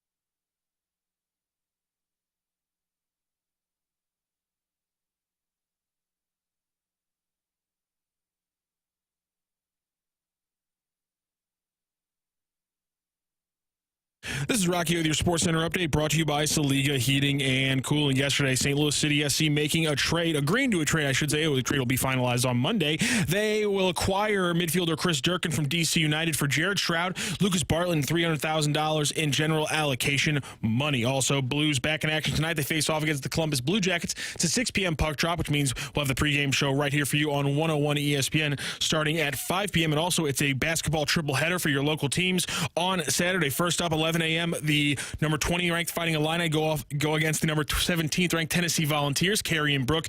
In that game, Hofstra comes to St. Louis for a 2 p.m. game, and then it's Missouri and Kansas, number 2 ranked Jayhawks, hosting the Tigers 4:15 on Saturday. That is your Sports Center update, brought to you by Saliga Heating and Cooling, an independent American Standard heating air conditioning dealer.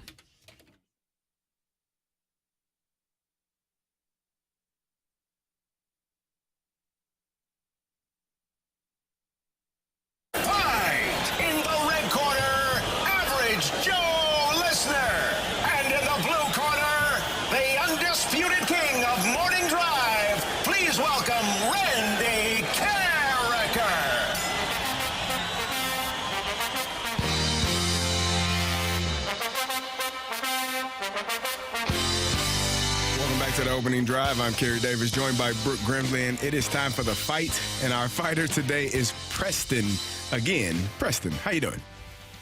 Doing pretty well. How are you guys? Doing well. You ready for round 2 against Randy Carricker?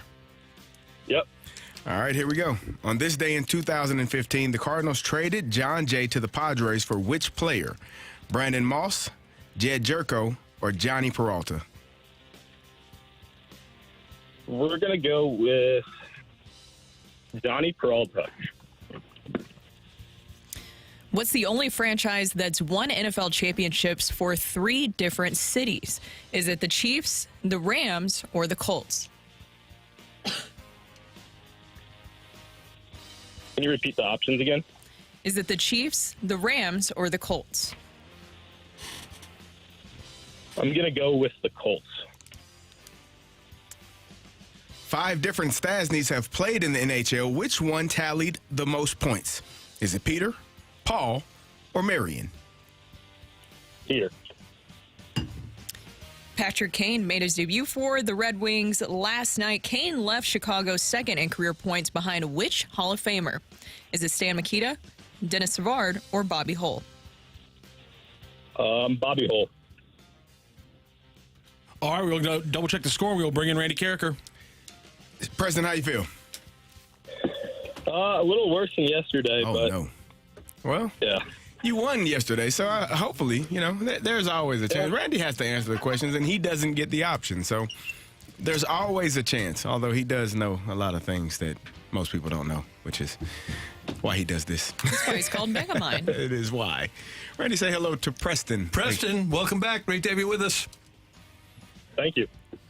All right, Randy, you ready? I'm ready, sir. All right, here we go. All On right. this day in 2015, the Cardinals traded John Jay to the Padres for which The Federalist. player? That's his nickname. I like John Jay. John Jay was really Such a good guy. good center fielder. I thought he was one of my favorite players. 2015, John Jay traded to the Padres for Jedd Gyorko. Jedd, Jedd, Gyorko. It's beautiful, Randy. Thank you. What's... Huh? He dropped something. Oh, I thought he was getting mad at me for something. What's the only franchise that's won NFL championships for 3 different cities? Well, you've got your Rams, who won in L.A., and did the Cleveland Rams win a championship? Yeah, 1951, right? Cleveland, L.A., St. Louis. I believe that would be your Rams. Well, their Rams, not yours. Still people here that cheer for the Rams. There is. Yeah, well, there's people that are messed up all over the country. Oh, Randy. I'm just saying. There are still a group of Rams fans. I remember I did a large story group. on them. Yeah, that's They gather. You The bar. don't trust those people. One stands here at 11 o'clock. That's right, yeah. There you go. 5 different Stasnies have played in the NHL. Which one tallied the most points? I believe that would be Peter Stastny. Peter, Anton, Marion, Paul, and he's listening right now. The other brother. Paul's brother. The other brother. No, the Paul's brother. Jan, there you go. Yeah, Peter is, I think Peter has more than 1,000 points. I'm going to go with Peter. Patrick Kane made his debut for the Red Wings last night. Kane left Chicago second in career points behind which Hall of Famer? I'm thinking that it might be Stan Mikita's Donuts. He's a Hall of Famer. And Bobby Hull is a Hall of Famer. But I'm still going to go with Stan Mikita and his donut store. Yeah, donut store. Yeah. Are they And delightful? do you ever see the movie Wayne's World? Yeah. Yeah, there you go. Really? Mm-hmm. Yeah. We have a winner in today's fight, and that winner hit the jack. So the question is, does Preston move on after a weekend to come back for a Hall of Fame shot on Monday, or does Megamind take another victory into the weekend? Ring that bell. Go crazy, folks! Go crazy! The winner and still champion of the fight, Randy Carricker. I'm sorry, Preston. Randy Carricker beat you 4-1 today. He likes the revenge games. I think more than the first matchup. Let's go through the questions and the answers. On this day in 2015, the Cardinals traded John Jay to the Padres for Jed Jerko. Oh, I also got some cash in that deal as well. The only franchise that's won NFL championships for 3 different cities: Cleveland, St. Louis, and Los Angeles. And Randy hit it right on the head. 1951 NFL championship for the Cleveland Rams, the only franchise for 3 different cities. 5 different Staffneys have played in the NHL. It was in fact Peter. Randy, do you want to know what the options were? Sure. The options were Peter, Paul, and Marion. Well done. And it very well could have been any one of those 3. Well it worked out so well. And Patrick Kane made his debut for the Red Wings. He 0 goals, 0 assists, -1 on the game for Patrick Kane. The Red Wings also lost in overtime to the San Jose Sharks. So have fun with that one, Kaner. Kaner left Chicago second in career points behind Stan Mikita, Bobby Hall in third all-time in Blackhawks points there. So a 4-1 win for Randy Carricker today. Preston, thank you so much for joining the show and joining the fight. Yep, thanks, and appreciate the opportunity. Good job, Preston. Hi, Preston. Oh.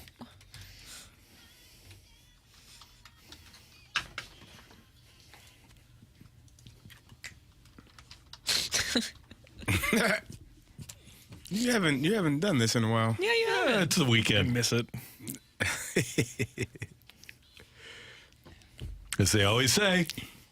You didn't do Carrie's favorite. What's your favorite? Good job, guys. Good job. Good effort. Oh, you know what? We just might have that. I'm not sure. Really? Oh my God, you deleted that one, Randy? No, it's here somewhere. No. Oh, here it is. You got it. Carrie, you want it? You got it. It's my favorite. There we go. It's so condescending. Totally. The real condescending is that I left him on the line until just after we played that. Oh, man. What are you doing? That was Rocc. That's the fight. Coming up next on 101 ESPN, the most important segment you'll hear on radio or TV in America today. Peanut butter and Oreos thing or not a thing? Coming your way. Do you really think I would ever forget about this? I forgot. Okay. Coming your way on 101 ESPN.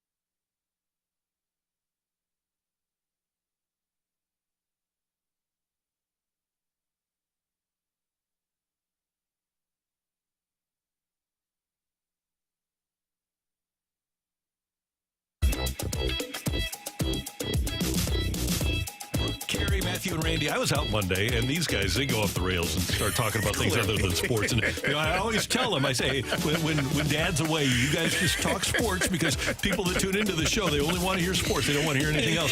So what the hell happened on Monday?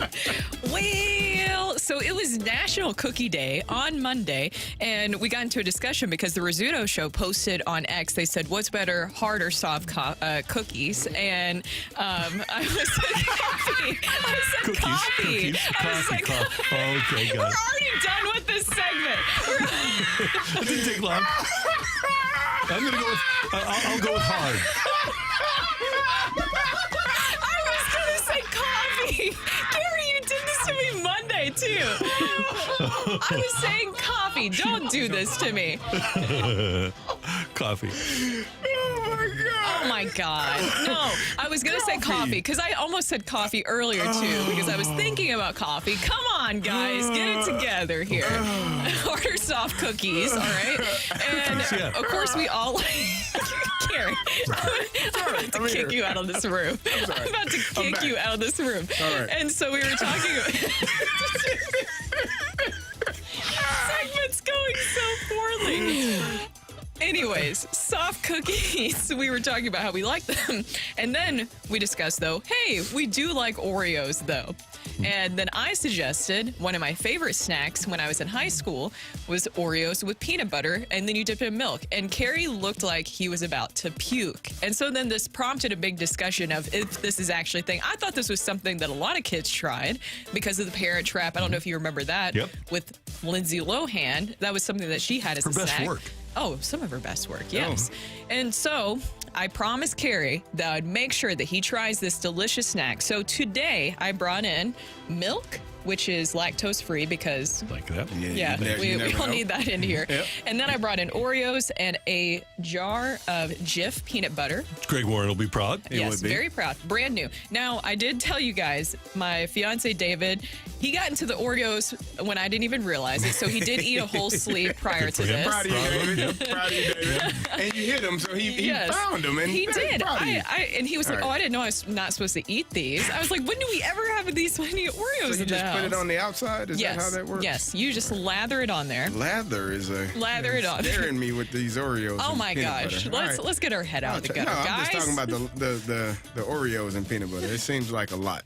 And we got a text here that's perfect. 636 says, I need to head over to YouTube. This seems like a perfect moment for the visual medium. Yes. It really does. It really is. Air Alliance team cameras are just, they're perfect right now. Is that enough? Yes. Is that more than enough? Okay. Yeah. There you go, Randy. You pass it over. I'll try some of this Jif on an Oreo. And here's the thing, Carrie Randy. really was People the called me skeptical a... I am. Yes. Because I've never... Do I try it dump it in the milk, or do I just eat it? You can do either or. Being a devotee of the Reese's Peanut Butter Cup, I can't believe that anybody would think this was not an awesome idea. Randy, people called me a serial killer for liking this. They just pointed out that other serial killers probably like this. They didn't call you a serial killer. Their victims Yes, with they didn't these. call you a serial killer. And Randy, all I said is it's worth dying for. It's worth dying for. All right. Absolutely. Here we go. All right. You said it's worth dying for. It is. You go, sir. Thank you. Okay. Yeah, I think Carrie, it's great. It's How are awesome. we feeling? Are we about this? I'm going to try the next one, dump it in the milk. But You're it's not 100% terrible. sold on this just yet? You know what would be interesting? And I know Greg Warren would hate us for this, to get Reese's peanut butter. Oh. I don't really That would cause That controversy. actually ain't bad. You see, Brookie, you done good. Now that ain't bad, Brookie. I'm really good. Is this your idea? no, I got it from the. I just remember in high school it was one of my favorite I've snacks never after done school. this. Yeah. And I think I got it from The Parent Trap because that was one of the movies when I was growing up that was out. And I saw it and I was like, wait, that's a great idea. And then the milk really just makes it. Ooh, the milk makes it a little bit better. How are we feeling, guys? I like it. Can you tell everybody on the airwaves that I'm not a serial killer You're and not. that this is a good snack? It's not. You're a trendsetter. Tim Grieper. This is not Tim Grieper. I really did That not does sound like a expect serial it. killer name, doesn't it? Doesn't help my case. I didn't expect it to be such a perfect facsimile for a tag along. It really does. It is a tag-along. Like the aftertaste is exactly that of the Girl Scout cookie, the tag-along. Oh, It's exactly the same aftertaste. I didn't think, because like the tag-along doesn't have, it's like got the outside chocolate, but the cookie isn't a chocolate cookie on the inside of the tag-along. So I thought it would be a different flavor. Tastes exactly like a tag-along. This is a perfect hack. Good job. I would have been even fatter kid if I would have known about this when I was young. Hey, I miss my high school metabolism because I would have Oreos with peanut butter and milk. Just go through a sleeve of these things. And milkshakes all the time after school. Ooh. I was playing tennis all the time, so I felt like that helped, but still. The after-school milkshake is quite the move, Brooke, by the way. You just said that so casually yesterday. Can you pass the GIF over one more time, please?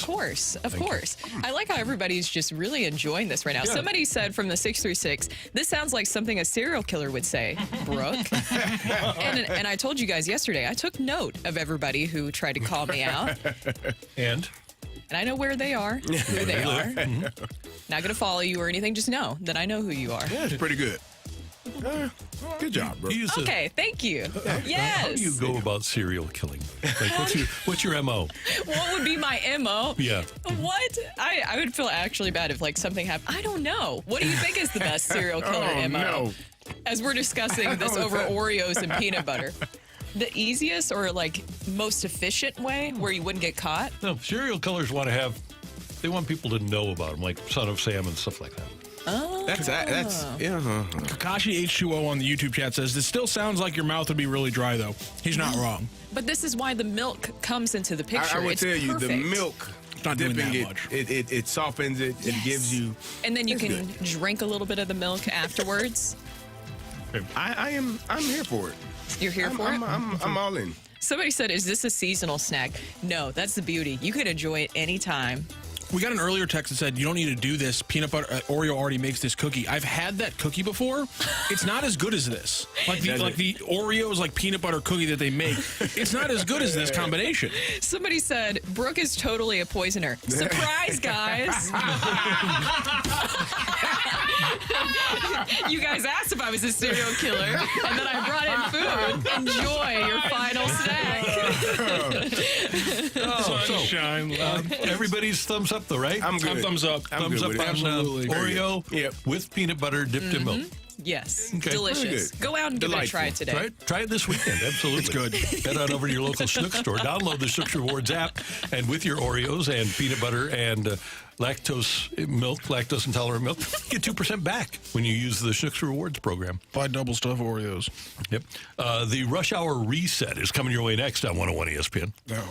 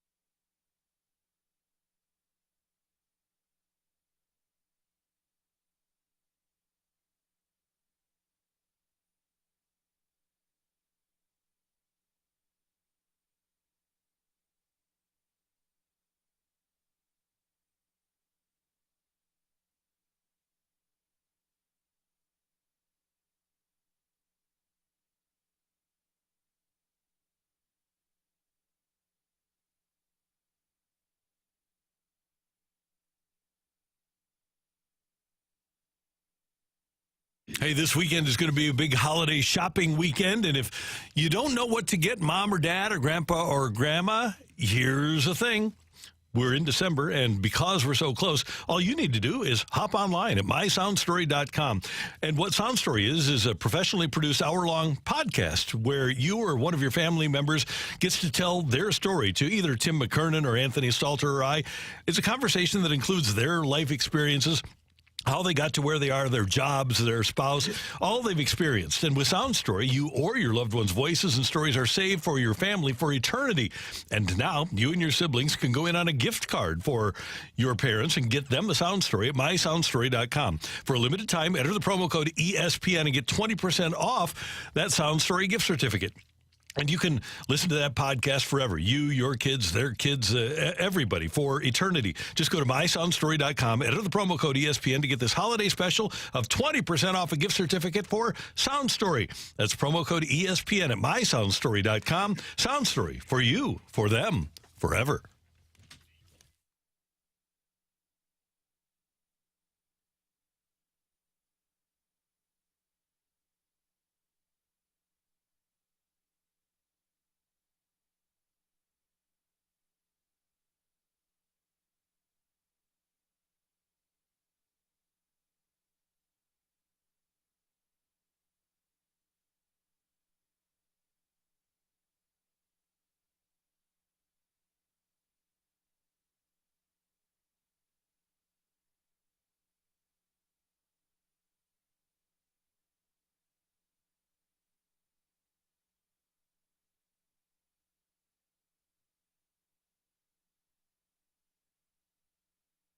Sports stories of the day on the opening drive with a Rush Hour Reset.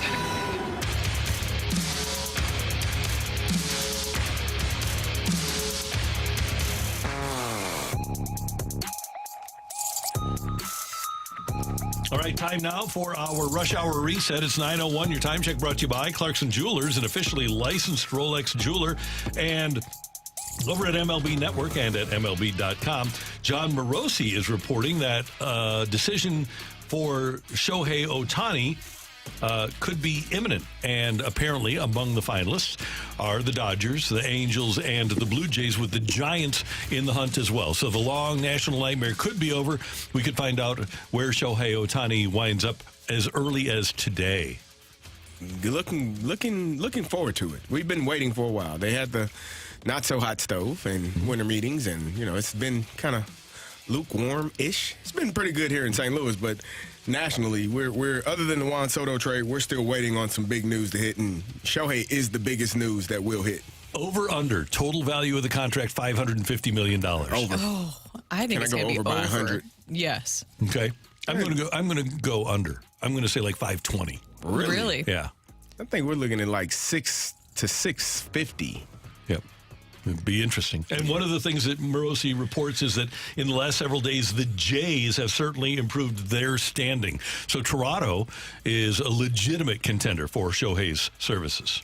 I'm a little bit surprised about that because that's some big money that they're competing with there. I still feel like it's going to be the Dodgers. I don't know. I just feel like it's going to be the Dodgers going to be the team that he goes with.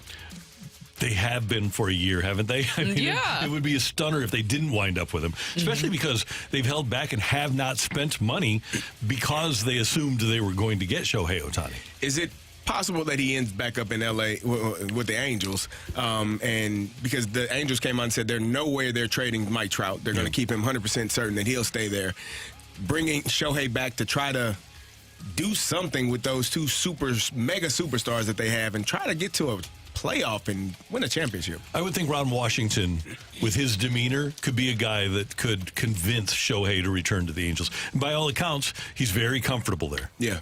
The media isn't overwhelming. The climate is great. It seems to have been a really good fit for him, at least so far, but they haven't won, and apparently he wants to win, which is a big deal. Yeah, that's what he wants to do. And it feels like the Dodgers are going to be able to land him because we even had Xavier on, and he mentioned that possibly the whole secret around Shohei's dog is because it's named Blue. Exactly. Dodger. blue. Speaking of blue, the Blues are at the Blue Jackets tonight. Well done. 5 o'clock pregame, 6 o'clock face-off here on 101 ESPN. And then the Blues are at Chicago tomorrow night, 6 o'clock pregame with a 7 o'clock face-off here on 101 ESPN. Football last night at Heinz Field. Was it? Well, Was it? Yeah, Gary's Pittsburgh Steelers lose to the Patriots, who are now 3-10. The final score there, 21-18. That's absurd. That's bad ball, man. It's just watching them guys play football yesterday. The two games that they've lost back-to-back against the woeful Arizona Cardinals and then the Patriots, who scored, again, 13 points until last night in the last three games. Just not good football by those Pittsburgh Steelers. No, not good enough. Not feeling good about Nope, not good enough. playoffs. Both of those teams, I said, going into the games that they had, the Arizona Cardinals and the Patriots both had 4 wins combined. And so, you got them their third win of the season. They're battling for the first overall pick. Yep. And you are losing to them, and you were in a playoff spot. So, I don't know. You lose your quarterback, obviously that's bad, but offensive coordinator fired during the season. They are struggling. They are on the struggle bus right now in Pittsburgh. And I wonder if ultimately, and you talk about running the ball and playing defense, I wonder if Mike Tomlin's going to have to change philosophically and maybe join the rest of the NFL in 2023, 2024 in terms of building an offensive philosophy. You're going to have to get some guys that can move people up front and make a decision to run the football, play action pass. There were some passes yesterday that Mitchell Trubisky just didn't make. He had guys open. He overthrew a few of them. It's just it's not sound football. And it's a guy that was a first-round draft pick in coming out of college. He was a guy that the Chicago Bears took over Patrick Mahomes. So you figured that at some point in his career he would have the ability to make plays. Him and Kenny Pickett, they look like the same type of person. Yeah. Which is unfortunate for the Pittsburgh Steelers because it's just not been good enough under center. Again, you put a lot of that on Matt Canada, which some of it was his fault, but when you're looking at the quarterback play from Pittsburgh, it has not been good enough. No. And in the NBA, the first in-season tournament in NBA history. Man, it has been thrilling. Lakers are going to play the Pacers for the championship. Yeah, They actually have been really good games. Yeah, really. And the Pacers are actually a really fun team to watch. They're the highest scoring team in the NBA. They're Where are they at? playing at an where are they incredibly ranked? fast pace. What's their standing? Where are they in the standings? The I think they're fourth in the East right now. Okay. So this is not a. Is the Magic or second? Lakers beat the Pelicans 133-89 to advance. The Pelicans Pacers are sixth in the East. Excuse me, sixth. The Pelicans that Zion Williamson said we just weren't prepared. Yeah, Too laid back. Yeah, You're too laid back for $500K. LeBron gave them 30 on 12 shots. That's what's up. Listen, man, I don't have no patience or energy for lazy athletes. I don't either. None. Well, does it make it worse that him and Brandon Ingram were laughing about what they were planning to do with the money already in the press conference after the quarterfinal? Yeah. Somebody asked them, "You guys got plans for the money if you win?" And they looked at each other and started giggling, and everyone had fun with that one. On the backs of that one, they make you a little bit more mad? Who's laughing now? There you go. Not them. We have a college basketball local triple-header tomorrow. You've got 20th ranked Illinois taking on number 17 Tennessee at 11 in the morning. ILL-INI. INI. Hofstra will take on the Billikens over at Chaffetz Arena at 2. And then at 4:15, Missouri takes on number 2 Kansas. Mizzou against the Jayhawks. That ought to be fun. It's always fun when Mizzou and Kansas get together. For Kansas. Well, for Kansas, CD, no. Not the reason that the rivalry started, though. And do you know what Kansas is doing at the game? They announced it earlier in the week. But they're retiring Thomas Robinson's jersey. T-Rob. You dirty. What's wrong with that? SOBs. Because the Thomas Robinson non-foul call at Allen Fieldhouse is a top 5 most egregious Mizzou basketball moment. And so then we roll back to Allen Fieldhouse and they retire Thomas Robinson's jersey at halftime of the Mizzou game when everybody there is going to be thinking about the non-call. I mean, get out of here. I hate it so much.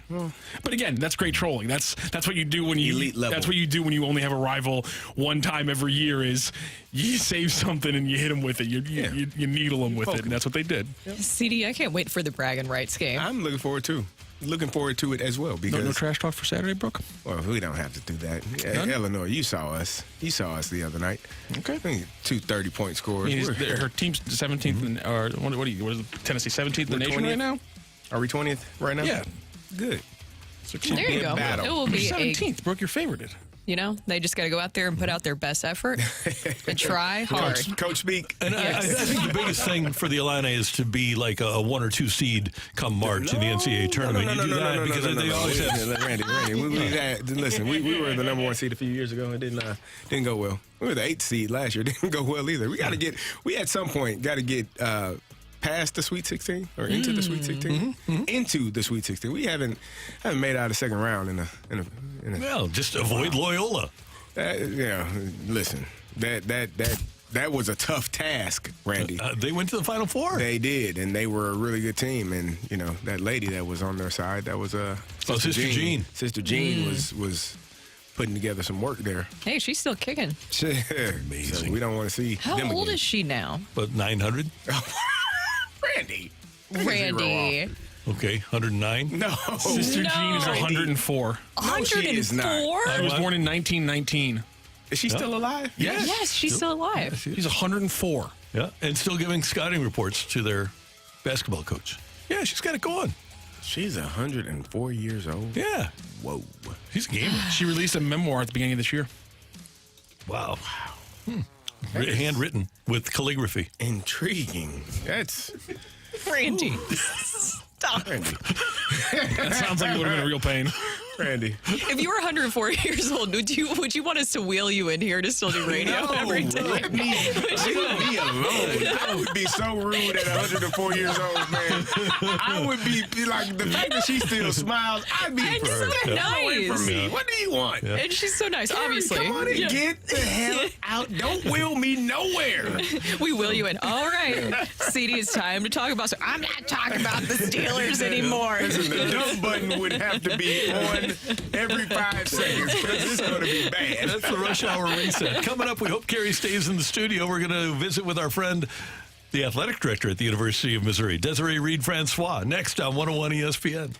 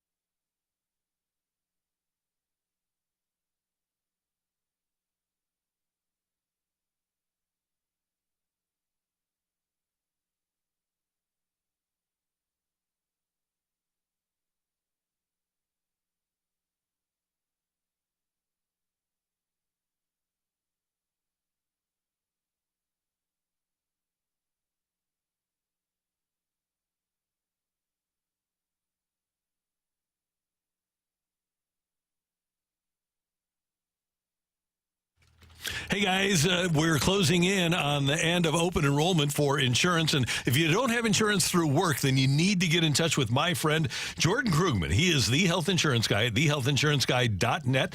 His number is 314-602-4055. I've known Jordan since we were classmates together at Parkway North many years ago. And if your company doesn't offer you health insurance or you own a company, don't go to healthcare.gov. That should be a last resort. Contact Jordan because he specializes in finding the right people, the right plan, and saving you lots of money.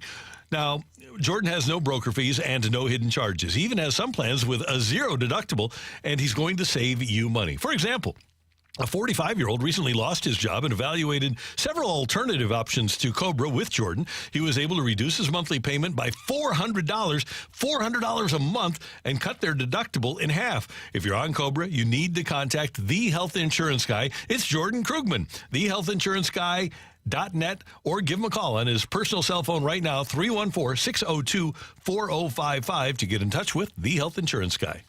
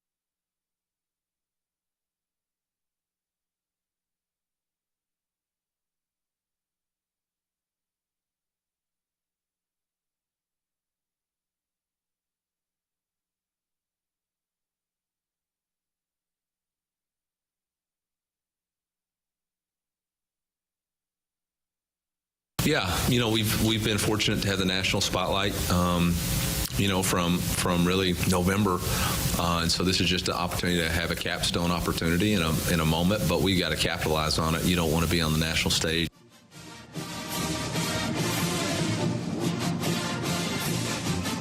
That was Mizzou head coach Eli Drinkwitz. Brooke Grimsley is here. Kerry Davis is here. I'm Randy Carricker. It is the opening drive on 101 ESPN. And we head to the celebrity line now. And, well, we think we have Desiree Reed-Francois. Desiree, this is Randy. How are you this morning? There she is. Desiree, can you hear me? Is Desiree Reed-Francois on with us?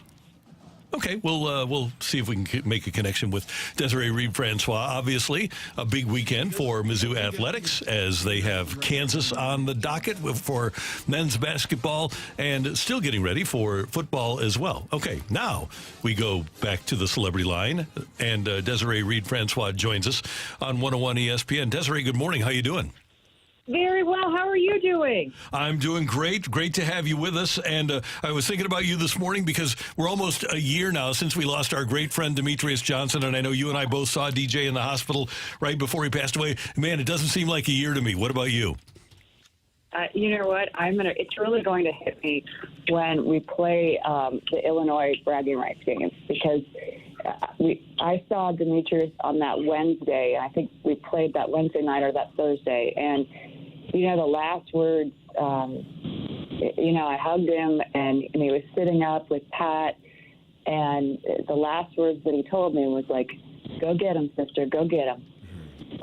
Yeah. Wow, I didn't expect you to come with that, but thank you for reminding me about gosh, he was just such a great person, and I really appreciated him. Yes, I know that he would be so proud of everything that Mizzou has accomplished, especially this Mizzou football team getting to play Ohio State in the Cotton Bowl. Just tell us your reaction to when you found out that was the bowl that they were getting. Thank you. Yes. We were at, it was Selection Sunday, and I had the privilege of being over in the south end zone with our football team to see and feel their reaction and their energy and their pride. It just, it warmed my heart. And I was so enthused and just so proud of those young men. They worked so hard. And Coach Drinkowitz and his whole staff and the way that they've put together such a special team. And, we all see the statistics and the accolades and the numbers. But these young people are just special, special people, and they're young men of character. And how are the ticket sales going for the bowl? Well, I'm very proud of the fact that we sold out of our entire bowl allotment within 18 hours. That is a testament to our fans. And anyone listening that not only that purchased tickets, but that just has cared and supported Mizzou athletics, I want to say a sincere thank you. This year was so special, not because of just what happened on the field or on the courts or in the pools, but seeing people come together and galvanized and around Mizzou athletics, we're very appreciative. Now, Desiree, I graduated from the University of Illinois. You talked about the bragging rights game. Oh, man, I don't even know. We just need to end this talk. Why don't you just say you graduated from KU, too? Did you get your graduate degree there?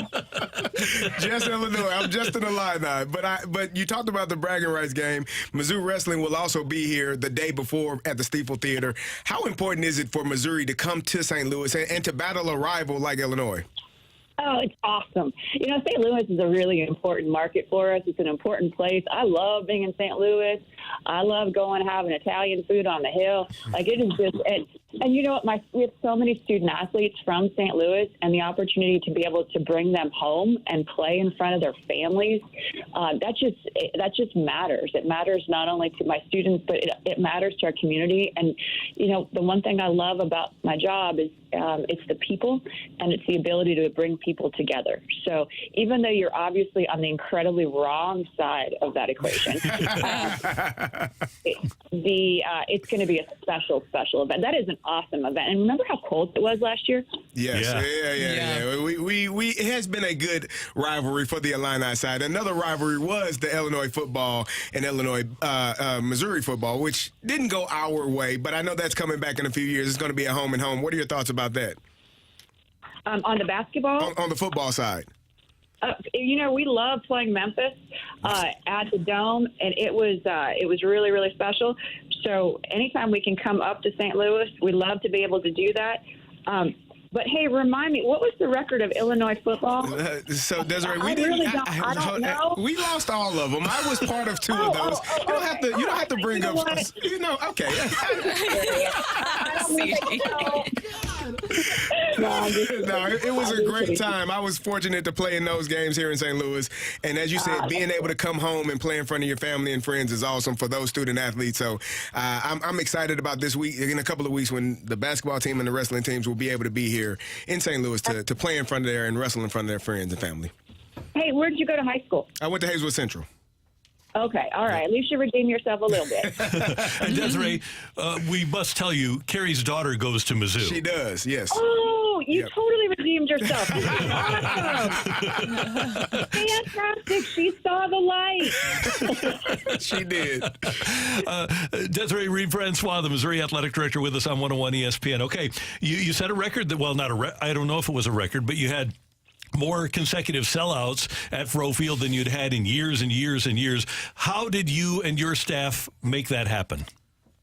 It's been since 1980, I think, since we've had 5 straight sellouts. And, our football team was outstanding. But it also started with just our fans we listen to our fans. We try and make sure that we are continuing to improve our game day atmosphere. Our fan engagement is critically important, whether it's bringing in skydivers. And I don't know what you think about Truman jumping out of a helicopter. It was awesome. It was awesome. It's just those little things, whether it's creating a ticket package with an all-you-can-eat or family zones, whatever the case may be. Like, we know we have an important responsibility to our fans, and that's to provide. I get to help people I get to be a part of people making incredible memories. So I guess I would just say a massive thank you to people for coming out. And our football program, these were some incredible games. I will always remember being on the field after we kicked a 61-yarder to beat Kansas State. And I will remember hugging Andy Lutz, who was our football operations director, and we both had tears running down our faces because it was just so incredibly special. So I guess it's our responsibility to put on a great event, and we're gonna make some mistakes, but it's not going to be for a lack of effort, and we are going to work really hard to make people proud. A lot of exciting things going on right now for Mizzou athletics. So if you could just give us a glimpse into the 5-year plan for not only just Mizzou football, but Mizzou athletics in all. Sure. It starts and ends with our people. We want our student athletes are the core and they're center of what we do. We have 550 student athletes, and we have the privilege of being a part of their journey, 18 to 24. So we want to make sure that we're graduating Mizzou-made leaders. We want to win championships, and we don't want to cultivate community. We want to bring people together. There's something so special about seeing a packed Faurot Field or seeing Mizzou Arena, just packed with energy. And you know what? Our student athletes can feel that. And the fan energy impacts the game. When you look at what the students did this past year, whether it's football or basketball, and having students there, it's this energy that we all want to be a part of. So we are not into settling for participation trophies. We want to win championships. It starts with our coaches. I'm really proud of Coach Drinkowitz and Coach Sullivan, our women's volleyball coach. They won SEC Coaches of the Year. That's a really big deal, right? No one impacts our student athletes' lives more than a head coach. And we're in we're in the education business, and I know there's entertainment as well, and we have a business to run. But it starts with our head coaches, and I'm really enthused about this head coaching group, from Dennis Gates to Larissa Anderson and so many coaches in between. Brian Smith, what he's been able to do with Tiger Style, it's really special. So our ultimate goal is to be the modern model of intercollegiate athletics and excellence.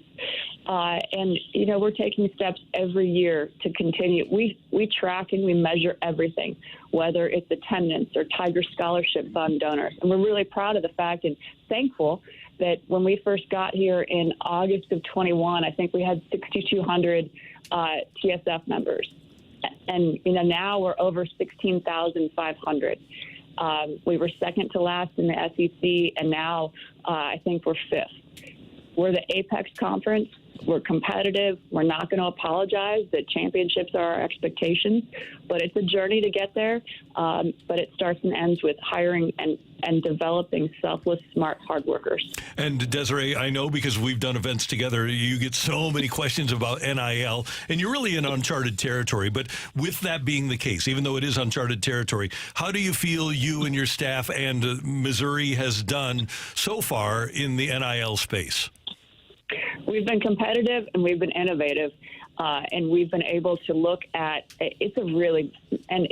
it's not just me. Like, this is a complete team effort.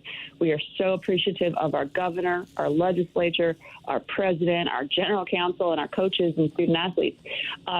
This is a massive shift.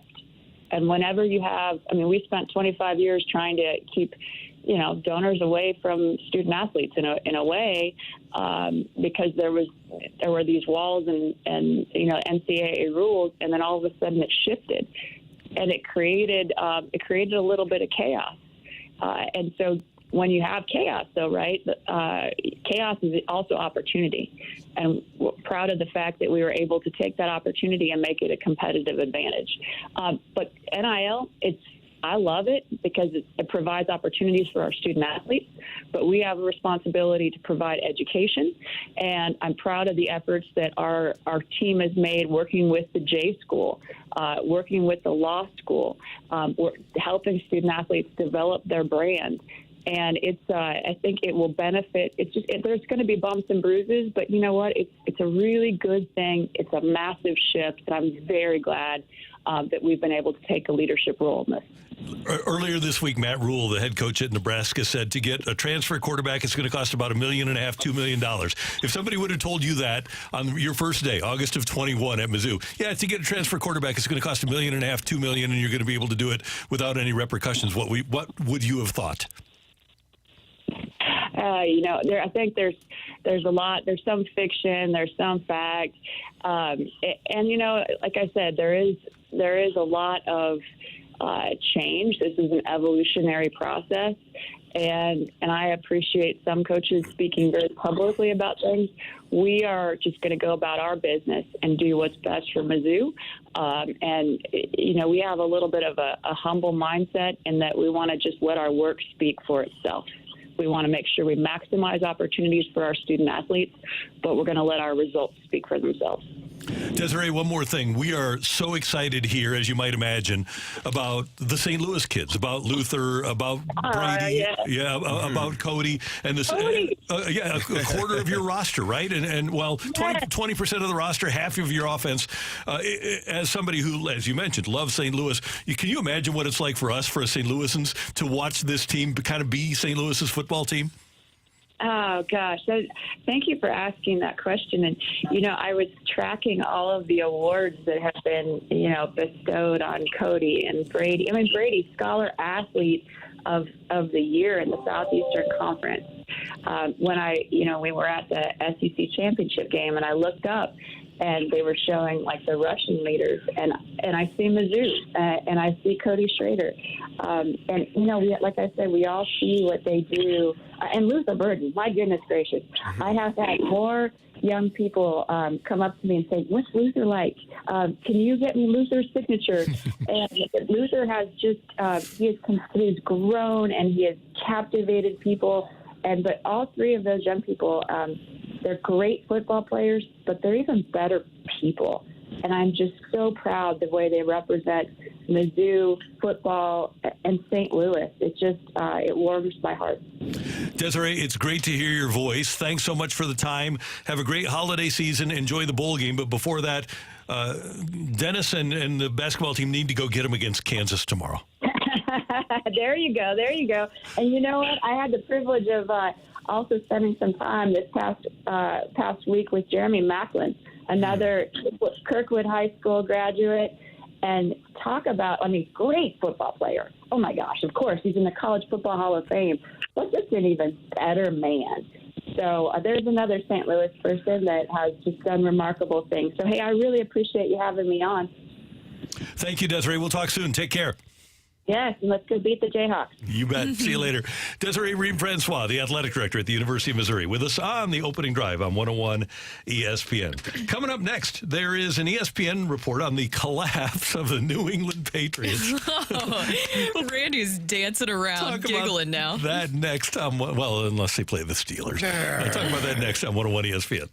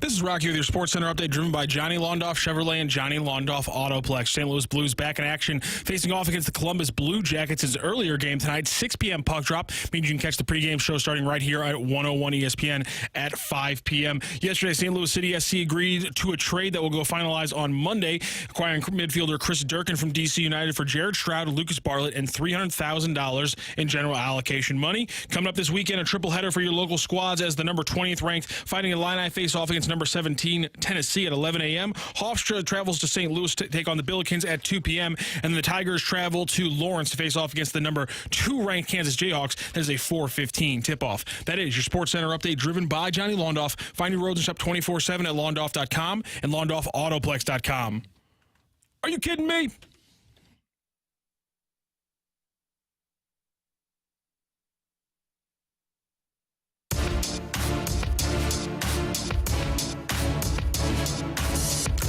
Mike Reeves, who covers the Patriots for ESPN.com, has a great piece up about the Patriots. And the headline of the story is New England Patriots from dynasty to disaster. And they only won their third game of the year last night to improve to 3-10 on the season. And there's a lot that went into it. But what the story claims is that the acumen, the personnel acumen of Bill Belichick has deteriorated over the years. I would beg to differ. I would say that Tom Brady left, and it's really that simple. There's a timeline of bad personnel moves by the Patriots, but they've been making bad personnel moves for a long time, and they were kind of papered over by the excellence of Tom Brady. He made receivers better than they really were. They did get lucky a couple of times, specifically with the selection of Rob Gronkowski, but if you look at the draft history of the Patriots, it's not like Bill Belichick has been a great talent evaluator over the years, and it has gotten worse. But at the end of the day, he's been the guy in charge, and when Brady was there, he was great, and when Brady wasn't there, he wasn't. Was Tom Brady the flex tape, essentially? Is that what you're saying, of the Patriots, and with everything going on with Bill Belichick? And you guys know what I'm talking about with the flex tape, right? Remember that infomercial where he just slaps it on and stops the gushing water? Yeah. That's what Tom Brady was, right? He was definitely that. And I think that they did a really good job of, bringing people in and getting guys up to speed really quickly. I think that's the one thing that when you looked at the Patriots, you could always say they were extremely well coached. They were not going to beat themselves. And I think you still see pieces of that when you're watching them play. Like, anytime Bill Belichick talks about a player, I was listening to this yesterday, you can assume on the opposing team, you can assume that player is not going to have a great night. He has a lot of respect for T.J. Watt, and T.J. Watt did not go off last night. So they have a game plan. He does a great job of taking away what the opposing team does well, and making sure that they don't do it well against his team. The only thing that they've struggled with, again, is the quarterback position. They have not been able to get that right. They brought in Cam Newton. They've had, a multitude of people at that position. You draft Mac Jones, and then he sits down. You got Bailey Zappi. You have had a few guys there and just have not been able to have the sustained success. And it starts with the quarterback position. So Tom Brady not being there has definitely impacted everything that they're doing on this entire team, offensively, defensively, and special teams. And it's not like Mac Jones is the only guy. Granted, he was drafted in the first round. But they've had a lot of guys, Rohan Davey, Cliff Kingsbury, Matt Castle, O'Connell. They drafted Zach Robinson. These are all guys that were drafted actually before Tom Brady was, when he was taken 199 in the 6th round of the 2000 draft. Ryan Mallett was one of those guys. Jimmy Garoppolo was one of those guys. Jacoby Brissett was one of those guys. So it's not like he has this incredible quarterback acumen either. He had it once. But otherwise, he's had the opportunity to draft guys in the middle rounds. Jared Stidham is another one. And it really hasn't, not really, it hasn't worked out for him at all in trying to find another quarterback. He's not some quarterback whisperer that just finds guys like the Packers used to do, and they turn into really good quarterbacks. Mike Holmgren did it. He's a guy that found one guy, Dick Rabine, the late quarterback coach, developed Brady, and that was the one. Yeah, they haven't done a great job of drafting offensive skill positions as well. That's been probably their downfall for maybe 7-8 years. I'm looking at this list of draft picks, and I can give you a few names that you would know. Sony Michel, you know, but he's not even in the league anymore. Mm-hmm. Braxton Berrios, he doesn't play for them anymore. He's in Miami. He's probably the one of the guys that you look at and say, oh, he has the most receptions from what I can tell from the last 8 years of draft picks. Like, they haven't been able to hit on a draft pick in terms of offensively, where that was something that they were able to do. They brought in guys that were able to play at a high level, at an elite level, and now they're struggling trying to get guys, and again, get them up to speed and get them to play well. I think it seems like with Bill Belichick, instead of making some adjustments, he tries to reuse the same formula over and over again, except that formula doesn't have Tom Brady in the equation anymore. So, Randy, you have somebody who is pretty upset with your take right now. From the 3 and 4, they say, Randy, you're better than this. I hate this take by you. Tom Brady doesn't become Tom Brady without Bill Belichick. It's okay to admit that. Tom Brady, early in his career, was a game manager, and Bill Belichick deserves a ton of credit. Brady would tell you the same thing. Then what happened with the other guys? What happened with the other 11 quarterbacks that he's drafted? Okay. Now, it might have been Brady, but it also might have been Charlie Weiss, who Brady gives a ton of credit to. Brady gives the ultimate credit to Dick Rabine, who was his quarterbacks coach in 2000 and 2001 before he tragically passed away of a heart attack during training camp. Yes, Brady gives Belichick credit, but the fact of the matter is that Belichick has been significantly more successful with Tom Brady, and his winning percentage without Tom Brady is worse than Rex Ryan's winning percentage, worse than Norv Turner's winning percentage, worse than Jeff Fisher's winning percentage when they didn't have Tom Brady as their quarterback. Not great. No, not great at all. I mean, again, I just think you're running into a situation, and I hate the fact that they beat Pittsburgh in Pittsburgh last night, because this would have been a much better discussion had they lost again last night. But when you're watching them play offense, except for last night where they were able to put up 21 points, it's not fluid and it's not good. And they have had a lot of, people shuffle around. When you win championships and when you have that much success, you're going to go through offensive coordinators. You're going to have people in and out because people want to hire your coordinators and make them head coaches like they did with Josh McDaniels. And so it's hard to continue to sustain success when you have people kind of moving around, but when you have a quarterback that is the ultimate guy that can fix everything in Tom Brady, it made life easier for everybody in that franchise and that organization. And they just haven't been able to figure that out. And it's weird because you think of Bill Belichick as the greatest or one of the greatest coaches to ever, stand on the sideline. But for whatever reason, these last few years since Brady has left, it's been difficult. With Brady as his starting quarterback, Bill Belichick's record in the regular season is 249 wins and 85 losses. With Tom Brady not as his quarterback, his record is 82-98. It's not great. 82-98 without, 249 and 85 with. Now, what if there's talks of him possibly being traded, like to another team, and maybe it's Washington, maybe it's the Los Angeles Chargers if both of those teams remove their coach.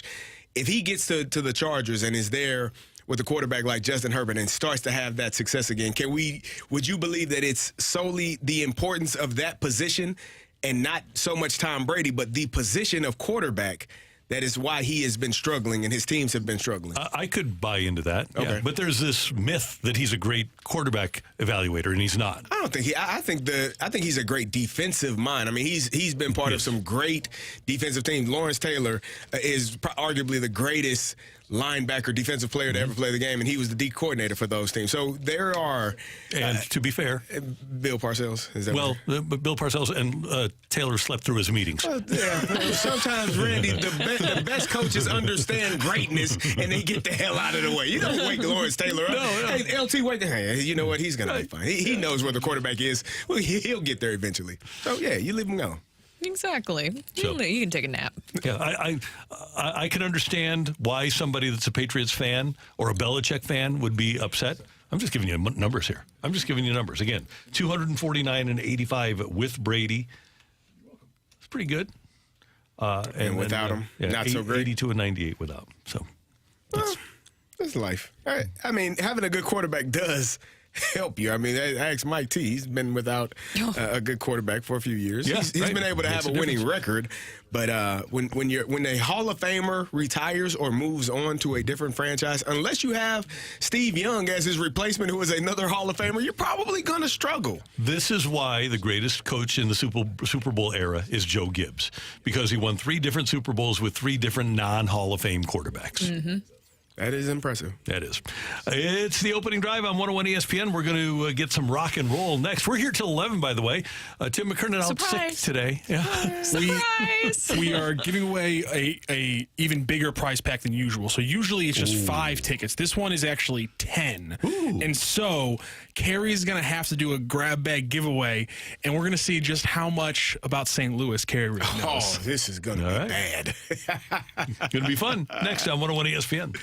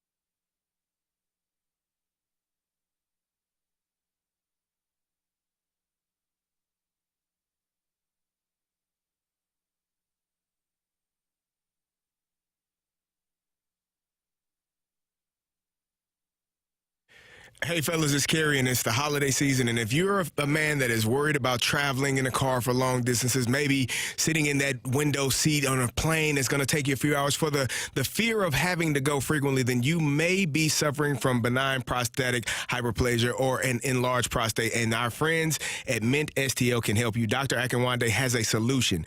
You don't have to feel like you're alone. You can get this done and be back to yourself, feeling better within 24 to 48 hours and feeling much better for those long car rides, for those long trips across the country where you're not at that window seat needing to get past people to go to the restroom. Figure out how to get this done, and he can help you quickly, help you live the life that you used to lead and make you feel much better. If you're a man, 50% over 60 struggle with this, and so you're not alone. Trust me, you're not alone. Mint STL can help you. The Midwest Institute for Non-Surgical Therapy is there for you. You can check them out online today at mintstl.com. That's mintstl.com.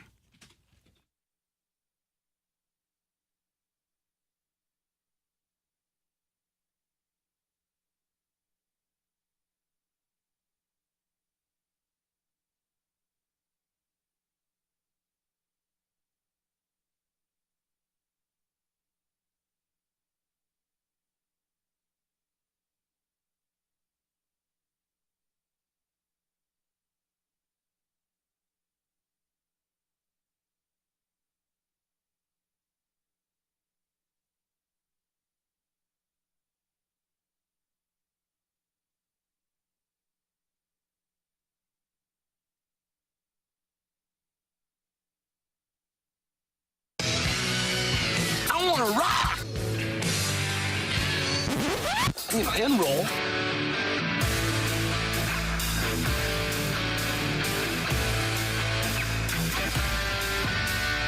Let's rock. Let's rock today.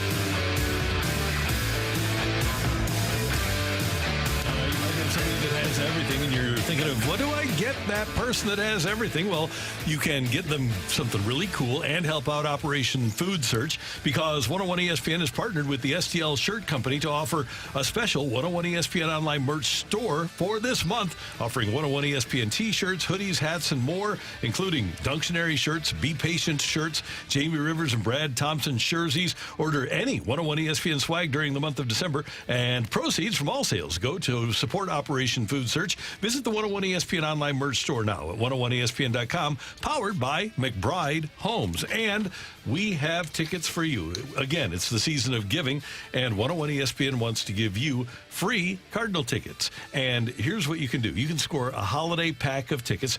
We're giving away a Cardinals For the Lou ticket pack, new for 2024. This 10-game For the Lou pack features tickets to 7 different weekend games and lots of STL-themed promotional giveaways. The Cardinals For the Lou pack, along with all of the Cardinal holiday ticket packs, are on sale now, with some starting at just $55. Learn more about Cardinals holiday ticket packs at 101ESPN.com. But we're going to give some away right now. All you need to do is text in 314-399-9646, 314-399 Yo-ho! Matthew, how come somebody win it?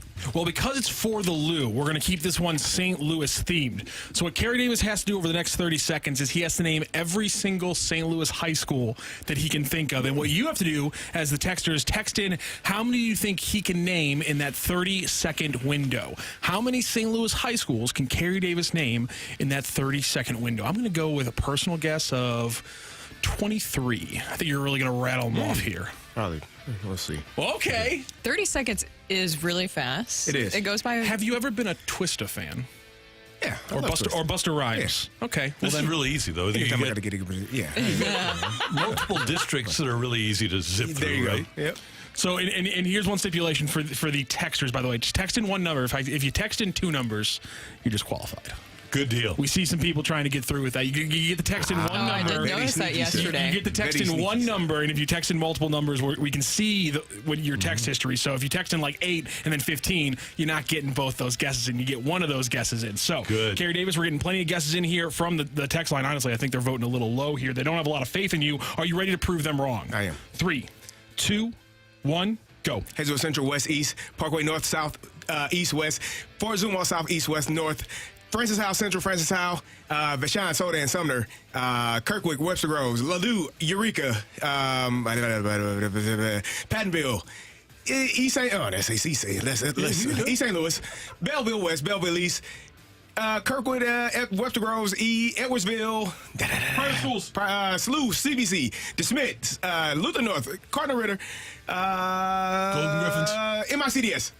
And there it is. Okay. There is no Parkway East. Let's start with Did I that. say Parkway East? Parkway East. I was just giving directions. I got to knock 2 of those, and now I got to count them all because you rattled them off here. Let me get a quick count here. I did say, when I moved here to St. Louis, I noticed you guys really do like directions a lot with your schools. It makes it easy. You want to make it clear which direction the school is. After the adjustment by Randy Carricker pointing out there is no Parkway East, in 30 seconds, Kerry Davis listed exactly 30 STL high schools. How about that, Kerry Davis? Yep.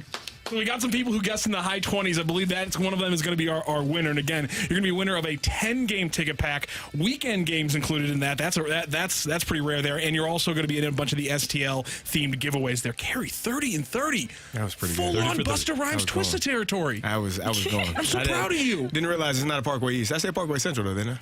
You did. Okay, there we go. Good. You said 5 parkways. I think you said all east, south, west, north, just did the cardinal directions and everything stopped. in the middle. That one too. All right, Randy, now we got to wrap up the show. Oh, that's it. Wait, what do We're you just mean? going to change the name. We're What do you doing a mean? balloon party. What? Tim McKernan is sick. Hold on a moment. Today. Oh, don't put it in quotes again, Randy. Well, it's, kind of feeling it. I feel for him. I feel, yeah. I feel for We're him. going to get a lot of NFL takes from Kerry in this hour? No, I'm not going to be here. Oh, darn it. Yeah. There we go. So Matthew and Brooke and I will carry you until 11 o'clock. CD, and then you're off Monday, right? I am off Monday. We'll see you on Tuesday. Face, we want to see your face. Who said that? You want to see my face? There you go. But we're back I did for like a your hill balloon to party. die on yesterday, though, Rock. I agreed with it.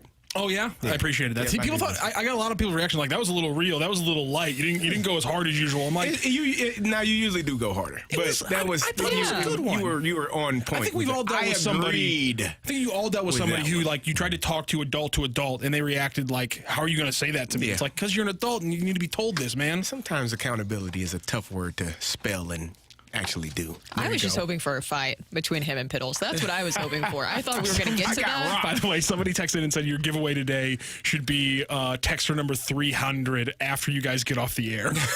just to get at Jackson. But unfortunately, Jackson's not going to be standing here today, so oh well. Unfortunately. Okay. We have a balloon party next on 101 ESPN.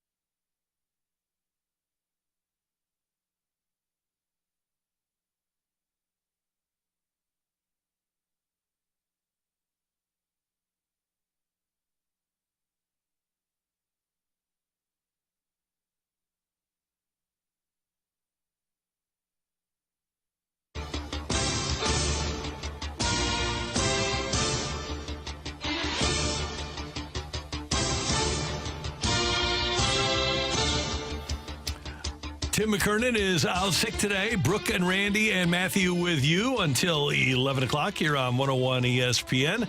And the National Football League's Week 13 got underway last night. And there are 4 intriguing games. There's some non-intriguing games on the schedule this week, but 4 games of particular intrigue. And Matthew is going to present those to us as we look at NFL Week number 14. And right out of the gates, I think the most interesting one, and I'm going to stretch the definition of interesting in this one, is the NFC South battle between the Buccaneers and the Atlanta Falcons. The Falcons are sitting right now at 6-6. The Buccaneers are 5-7. And if the Buccaneers can win this game, they will tie everything up to the 3rd or 4th tiebreaker for the division, because the Falcons beat them earlier in the year. They would both have the same 3-1 divisional record. So everything just completely gets mucked up if the Buccaneers can win this game, but if the Falcons can win, they put a little space between them to win that NFC South division. And oh, by the way, New Orleans, if they win their game this weekend, would also be 5-7. So then you're in the midst of a 3-way tie for the division, and everything changes. And you've got the round robin, the head-to-head, and all of those different permutations that exist in tiebreakers in the NFL. And as much as the Bucs aren't a good team, they still have Mike Evans. They still have Baker Mayfield. They still have Baker Mayfield. Chris Godwin's wife isn't a big fan of the team, but Chris Godwin's still playing football. So, I mean, I just feel like this is more of a Bucs. I like the Bucs better in this game, and I have a feeling they're the team that's my favorite to make a run in the NFC South. Yeah, I think that's a huge possibility for them. I mean, could also be a potential snooze fest. I think that we were thinking that last night was going to be a snooze fest, but I think this could be an even bigger one. I would not disagree with that. And you know what? I still have respect for a lot of what Tampa Bay has. Vita Vea is still there. Devin White is still there, although he's questionable. Levante David is still there. Shaq Barrett is still there. Antoine Winfield and Carlton Davis in the defensive backfield. They have a lot of people that were elements of that Super Bowl team that are still around. I don't know why I respect them. I guess they were a product of Tom Brady, too. But I do, and I think they can win this game. I have zero trust or faith in the Atlanta Falcons. No, I don't think anybody does. I don't even think the Falcons do at this point. Probably not. Our next 2 matchups, in the same conference, but cross-divisional. The first one I'm highlighting is the Colts versus the Bengals. Obviously, the Bengals now at the bottom of the AFC North. No quarterback. That's going to affect things there. But the Colts, the AFC South, completely up in the air. They're only a game behind, or I guess a half game behind the Jacksonville Jaguars. Trevor Lawrence has been practicing, but I bet you he'll miss this week, if not another week over that. So the Colts have a chance here to tie things up with the Jaguars going into, what would that be, week 14 or week 15? First of all, like Jake Browning a lot. I don't think that the Bengals are stuck without a quarterback, and he just did what he needed to do on Monday night. So I have not given up on them. Coach Venturi said, and he does the radio analysis for the Colts, he said, things are breaking right. Shane Steichen has done a great job, and in a season of backup quarterbacks, we may have the best one in Gardner Minshew. Don't sleep on the Colts as a playoff team, because you look at the rest of their schedule. Number one, they've been pretty hot. They've won 4 in a row. And you look at the rest of their schedule, the Bengals, then the Steelers, and we saw how they are last night. Then they go to Atlanta. Then they've got the Raiders, and then they have the Texans. The Colts at home, the Colts very easily could wind up 12-5 this season. They could easily win their last 5 games. They could, and I wasn't expecting this. Honestly, if you would have told me a week ago, I don't think I would ever have picked Jake Browning over Gardner Minshew. But Minshew, this could really be a toss-up game just because of these 2 quarterbacks and what they've been able to do. Gardner has looked pretty good for the Colts, and so that could be a difference maker. But I really feel like this is a true toss-up game. Yeah, Cincy, 2-point favorite at home, which by definition, the odds makers call it a toss-up game. What it is, yeah. Next one in the AFC as well, cross-divisional. It's the Bills at the Chiefs. Potentially 2 teams going very different directions if this game goes in the Bills' favor. A tough schedule for the Bills. We talked about already. If they can prove themselves and win some games in the schedule and make it to the playoffs, it probably sets them up to beat some teams that look better than them right now. And the Chiefs, on the other hand, struggling a little bit. So here we go. Chiefs-Bills matchup. Do the Bills Bills maybe shake off that loss to the Chiefs a couple of years ago and come back and reestablish themselves as a top NFL team this weekend? I don't know about you guys, but I kind of look at, especially after the story yesterday, I kind of look at the Bills as a dumpster fire. Yeah, I agree with what CD said earlier with that coming out with McDermott. That sounds like somebody's doing some digging to really start to paint the picture leading up to a firing. Mm-hmm. That's what it feels like, right? Yeah. Because you already had the exit of Dorsey, and then you have kind of, all right, what does this team look like without him? But it felt like the dominoes are really falling after that firing of Dorsey, that you knew that McDermott was not going to be far behind, right? And then if you have this story being dug up, I thought when the story came out, I was like, well, when did this happen? Oh, wait, this wasn't recent. Somebody's searching for something. They are. Well, essentially, the three-piece article is, it's written with the idea that Sean McDermott must go. Yes. And so I think that there is clearly an agenda there. On the other side of the coin, I have more confidence in Andy Reid to right a ship that's flagging than any other coach in the NFL. Yes. I still don't know what to make about the Chiefs and their receivers this season. I mean, Patrick Mahomes feels like he can't find anybody to truly connect with other than Rashee Rice, but even then, it's not even on a consistent basis.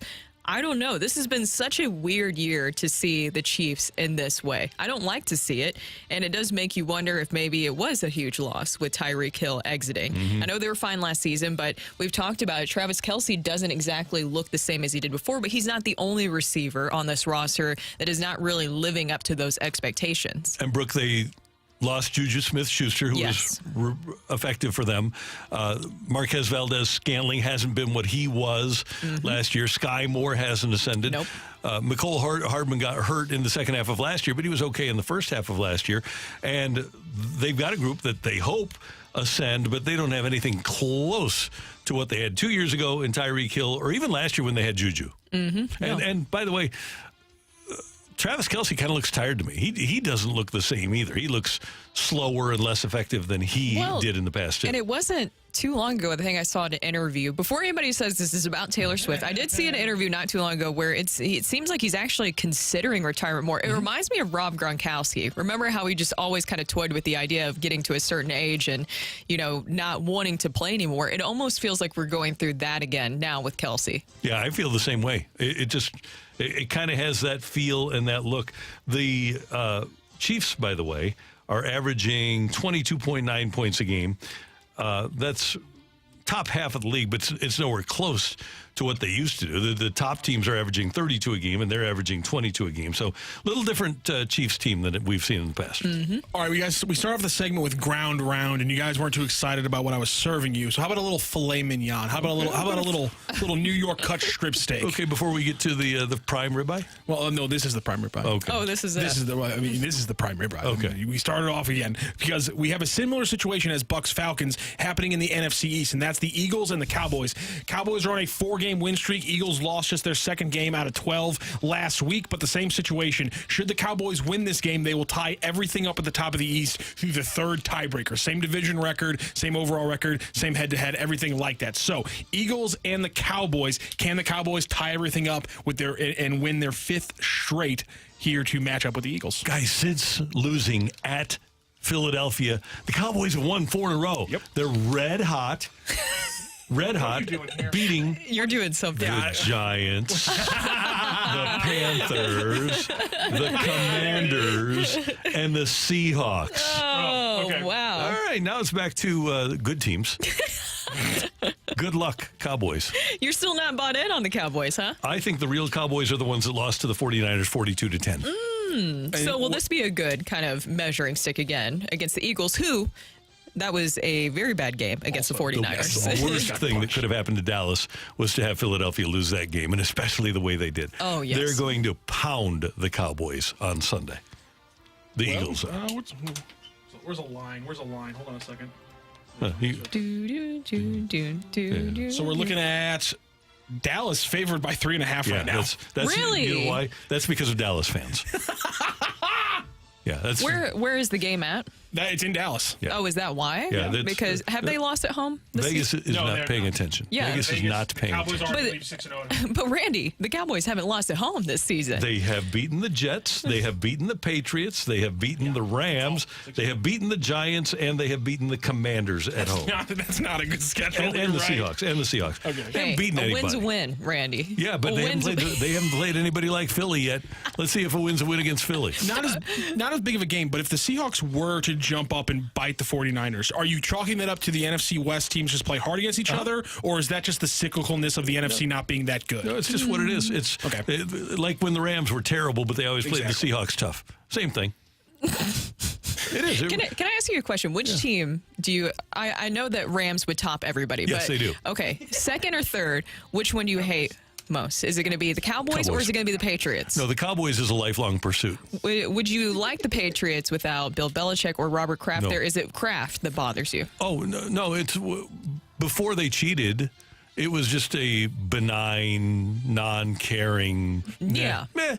But then they started cheating, and Belichick, that's where you said. and that's where I lost any faith. But you know what? I was happy when the Bears beat them in Super Bowl 20. Mm-hmm. I really don't care. You enjoyed Reggie White just laying waste to their entire offense in the 90s? Yeah. I will tell you, Brooke, that for the Super Bowl where the Patriots played the Rams a few years ago, yeah, my daughter was in school, and I drove her. Right around kickoff time of the Super Bowl, we got on the road to go to Bradley, and didn't listen to the game, just listened to music. I didn't want anything to do with that game. Literally anything else. And then it was 13-3. Coming up here on 101 ESPN, it is a balloon party, and there's baseball stuff happening, and we're going to talk about it next on 101 ESPN.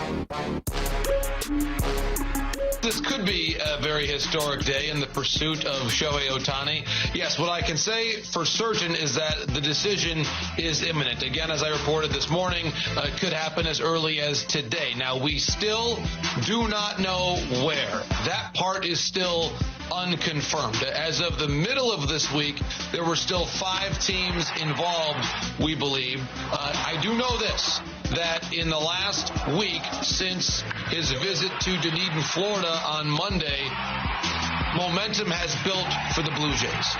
And for a long time, the Dodgers have been regarded as the favorites, and that was still the case as of the middle of this week. But again, this is now happening, I think, in real time today. That is John Morosi earlier today on MLB Network suggesting that momentum for Shohei Ohtani, the free agent, is building for the Toronto Blue Jays to get him, which would be, based upon what we talked about basically all year long, a stunner, because Toronto was not one of the possibilities. We thought Angels, we thought Dodgers, we thought Yankees, maybe Mets. Toronto certainly wasn't part of even Mariners, but not Blue Jays. Yeah, I was not expecting the Blue Jays to still be a part of this conversation at this point. I thought that maybe Seattle, because you had mentioned earlier that that's where he lives during the offseason, and that could have been potentially a landing spot for him. Remember, that was the talk for a while because he likes Seattle so much. But I was surprised that the Blue Jays have hung around in these conversations. I still feel, though, that he is going to be a Dodger. It just seems like it's imminent. It's what's going to happen. It was what's written in the cards for Shohei Ohtani. It just feels like he's meant to be a Dodger. But if his dog is indeed named Blue, then he could go to Toronto just as easily. Maybe that's why he just put that name, because then it worked out either way for him. Yeah. It's insane to me that like a week ago, the rumor was that he's not telling the name of the dog because the name is Dodger, and then, well, no, it's actually Blue, and it's like, oh, perfect, something that could work for 2 different teams. Like, it's, man, I tell you what, for not doing the secrecy the way it normally would because of his stipulations, they still pulled off some great stuff. Well, that's the fun, right? Because then you can just guess or, make things up if you want to, because you're not getting any information. So you could be like, well, you notice that Shohei didn't say his dog's name. I don't know. Maybe that means something. Now, we are speculating about Shohei Ohtani. Derek Gould is playing chess while we're playing checkers. Derek over at STL today saying that, yeah, Ohtani is out there, but this does affect the Cardinals and Tyler O'Neill. How? How does it affect the Cardinals and Tyler O'Neill? Well, one, because it feels like everybody's waiting for Shohei Ohtani to move so that everything else can get started, right? We talked about it being such a stagnant. It was supposed to be an exciting meetings down in Nashville, and there was no excitement down at the Gaylord Opryland Hotel, right? It was people waiting around for any just crumb of information of any moves to be made. I know that the very last night you had Juan Soto where he was moved, but that wasn't until 10 o'clock when everything was over with. The writers are already leaving Gaylord Opryland, and then that's the big news. Now everybody's just waiting for Shohei Ohtani to decide a team, and then I guarantee you, Randy, how much you want to bet? The floodgates will just open up where we'll start to see more and more of these moves being made, because with this whole Tyler O'Neill situation, you have these teams waiting around to see what other moves they can make. And, of course, he's not a big piece. He's not a big name that is waiting around. But still, you have to get this move so teams know where they stand, and then things are really going to open up. I still wonder, based upon his lack of availability over the last couple of years, how much teams will pursue O'Neill in terms of being willing to give up value for him. Now, maybe that'll happen. I don't know. But if I were another team, do I take the potential of Tyler O'Neill, who did have a really good year in 2021, or would I like, for example, Tyler O'Neill or Cody Bellinger? I'd take Cody Bellinger, even because he's just been more available. Even though he did have a couple of bad years before this one. Completely different hitters, lefty versus righty. But I would be more inclined to go with the player who has displayed availability. For me, when you buy a Tyler O'Neill, you're buying a lottery ticket. You are. But if, according to Scott Boras, his agent, if you're going to take Tyler O'Neill, you're taking a player who, was 8th in MVP voting, 30-plus home runs, won 2 Gold Gloves. But it's been a while since that, right? It's been a while since we've seen that production for him. And the hardest part is that even going into this past season, Tyler O'Neill specifically stayed in St. Louis to work on his training program to make sure that he could play a full season. The Cardinals were hoping he could play a full season. I think that was one of the dominoes that fell that really just spelled trouble for the Cardinals, is they were banking on Tyler O'Neill being able to play in left field and maybe eventually trading him and getting some value in that. They were banking on Jack Flaherty possibly turning into your ace. They were banking on Dakota Hudson to be a part of the equation for the starting rotation, and literally none of those things worked out whatsoever or went as planned. Now with Tyler O'Neill, that's why I feel like it has to be somebody who is familiar with him. I know that Harrison Bader is being linked to the Giants and to the Padres right now, but that's why I think that Tyler O'Neill would make sense for Mike Schilt, because when we were talking about those numbers that Scott Boras mentioned, he was doing that during his time with Mike Schilt. Yeah, and that makes all the sense in the world. Mike Schilt should, if he likes those guys, nobody knows him better than him, so he should be interested. By the way, Derek Gould writes at STLtoday.com, the Cardinals have, according to sources, targeted a return that they want for O'Neill and stuck to it so far. Among the teams believed to have interest are Kansas City and Seattle, and there are other unidentified clubs looking for offense who have talked to the Cardinals. The Cardinals have had ongoing meetings with representatives for free agent relievers, and in some cases signaled trading O'Neill will give them clarity on what they can spend or what they need in these free agent moves. The Cardinals want to add 2 relievers to their bullpen options. So the Cardinals wait for Ohtani and then maybe Bellinger so that they can flesh out which teams need bats that we're pursuing those guys. Here's another point to all of this with the trade talks with Tyler O'Neill. Are you concerned that it's very obvious that the Cardinals, and we don't know every single detail that happened behind the scenes. We weren't in that clubhouse when the doors are closed and the media is kicked out.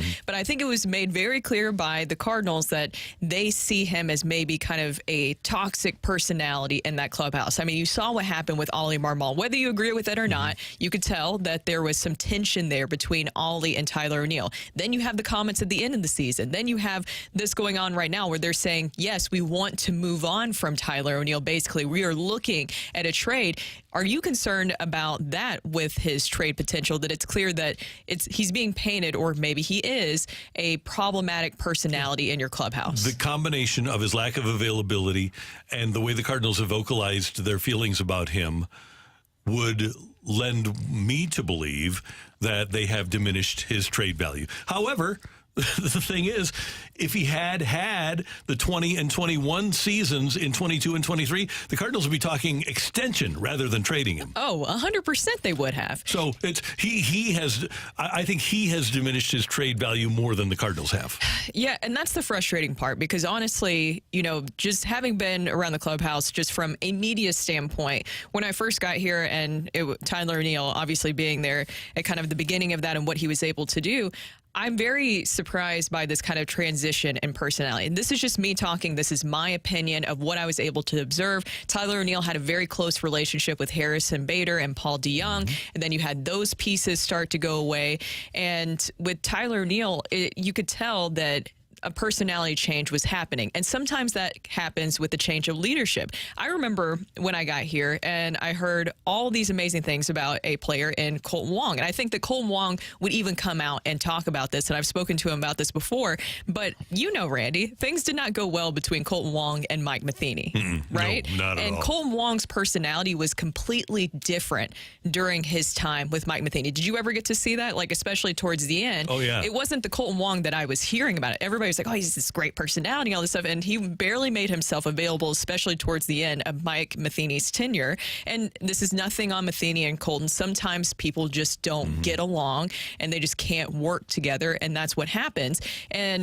But then after Mike Matheny left, I got to see a whole different version, I felt like, of Kolten Wong, at least from a media standpoint. And I think one of the things that happened with the younger Kolten Wong is that they worked so hard to shove the analytics down his throat, and he isn't an analytics guy, that he was never really put in a comfort zone offensively because they just filled his head up with stuff, and it wasn't the way to reach him. Exactly. And when Mike Schilt took over, he said, hey, don't worry about that stuff. Just go, you do you. And he became a much better player. Did you see the difference, too? Yeah, Not only absolutely. in playing, but also personality-wise. Yep, yeah. I don't know if you noticed the Yeah, difference. 'cause he's but a really good guy. Great guy. He is. And it felt like he got to be himself more. So maybe this change of scenery for Tyler O'Neill will be beneficial, not just for the Cardinals, because obviously this is something that isn't working out, but also for Tyler O'Neill.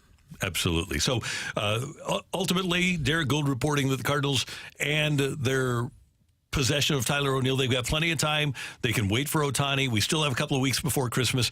They don't have to rush themselves in a deal to move Tyler O'Neill. That's Brooke. I'm Randy. Coming up, for years, I've had a philosophy about where the limits are to Missouri athletics, but their athletic director has a different idea. That's next on 101 ESPN.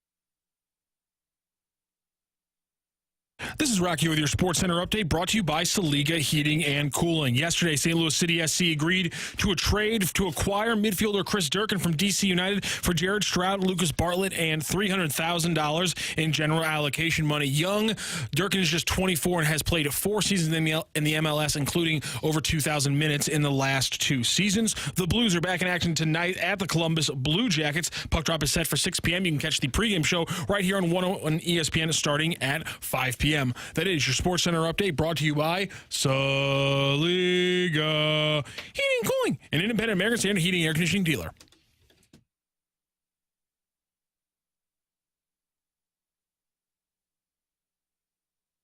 And, you know, we're taking steps every year to continue. We track and we measure everything, whether it's attendance or Tiger Scholarship Fund donors. And we're really proud of the fact and thankful that when we first got here in August of 21, I think we had 6,200 TSF members. And, you know, now we're over 16,500. We were second to last in the SEC, and now I think we're 5th. We're the Apex Conference. We're competitive. We're not going to apologize that championships are our expectations, but it's a journey to get there. But it starts and ends with hiring and developing selfless, smart, hard workers.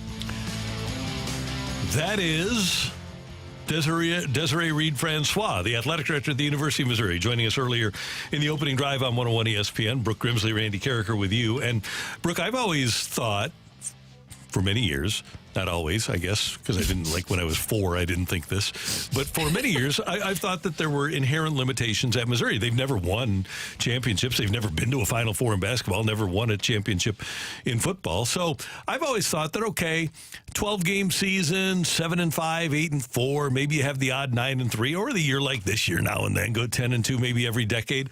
But Desiree Reed-Francois said this morning that their expectation is to win championships, that they aren't in it for participation trophies. You see what happened last year with the basketball program. You see what happened to Conzo Martin when he didn't succeed with the basketball program. Yes. You look at what has happened with the baseball program and volleyball, women's basketball.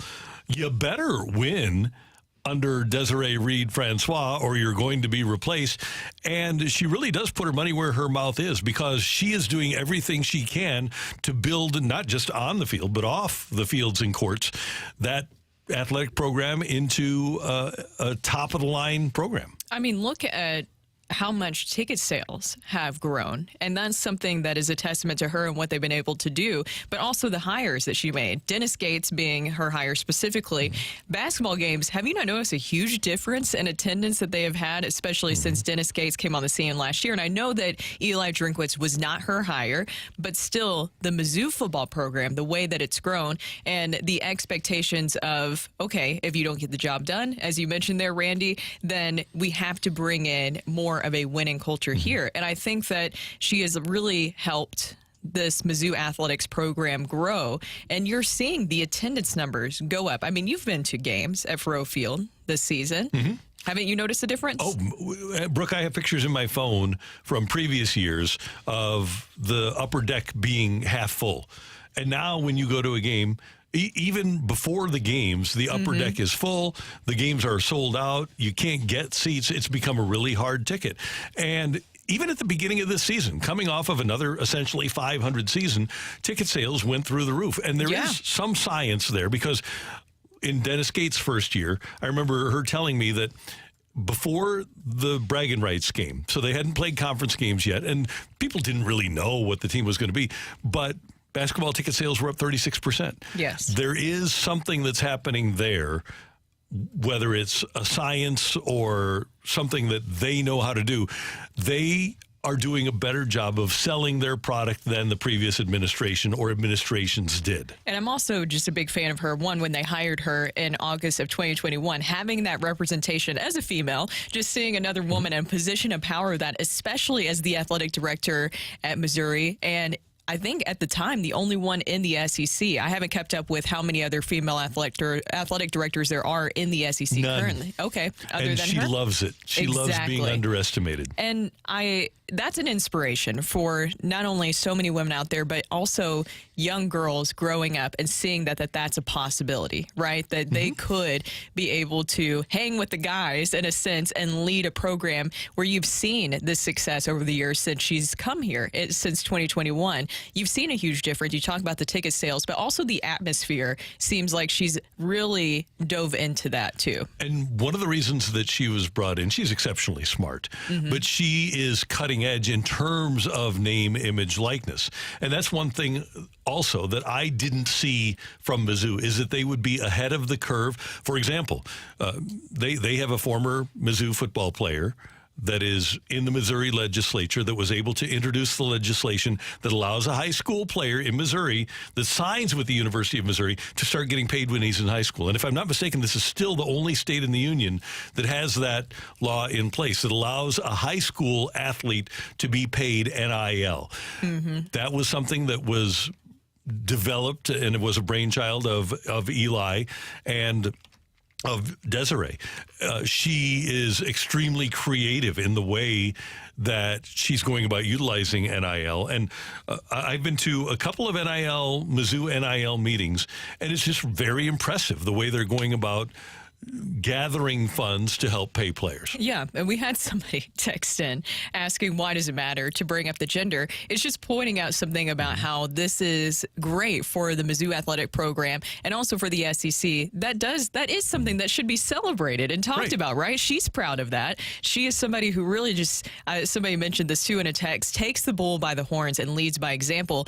That's so exciting to see and is an inspiration for a lot of other women, but really for anyone. Well, and Brooke, you see this, especially as a female.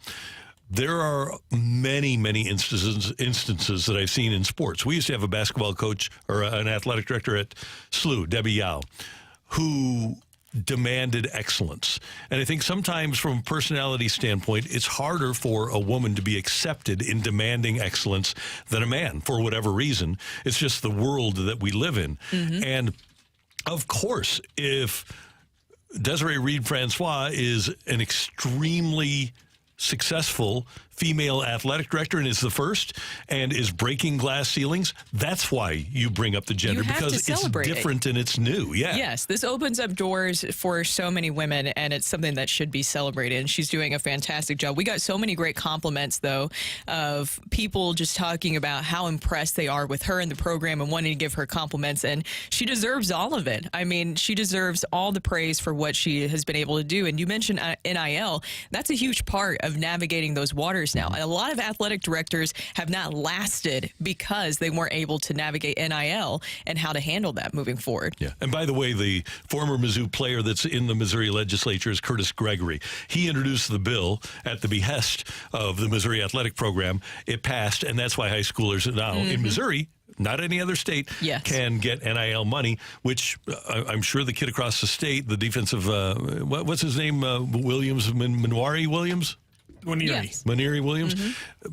One of the reasons that he chose and is coming to Mizzou is because he can get that money. And by the way, it wouldn't be out of the realm of possibility to see some other high-profile St. Louis high school athletes wind up signing with Mizzou. Well, and it's kind of like what Eli Drinkwitz said, right, is that, they have been able to develop players from 3 stars into what you've seen successfully in the SEC, the numbers they have put up. Now they get to be a little bit more picky with those guys. But Eli deserves all the credit for being able to retain and bring in St. Louis talent, because that's something that he said. I remember, Randy, I don't know if you were at that press conference when he was introduced. He made a huge point to say that he was going to make sure to recruit well in the state, and he has followed up with that. Yeah, and by the way, we will have Eli on the show next week, so that's a good thing. Did that just come up? It just came through. Yeah, wow. So we'll set it up. Coach. So that'll be fun.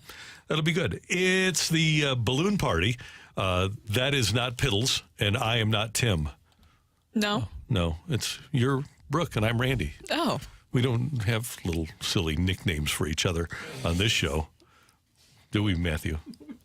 No, not at all. Does Tim have a nickname? Well, are you aside from asking T-Mac? me or the texters? The texters have given him. What do they call him? Oh, there's been. I mean, I think my favorite name the texters gave the show was the Yuppie and the Douche. Yeah, there you go. The Yuppie and the Douche was Jackson, because of his Ledoux Horton Watkins education, is immediately the Yuppie. Okay. And I think that, and that's the thing. When they because Tim of his brings education, Tim brings up Jackson's high school education as a weapon against him, and then the texters Where did Tim take go the to high bait. school? Tim went to the U High.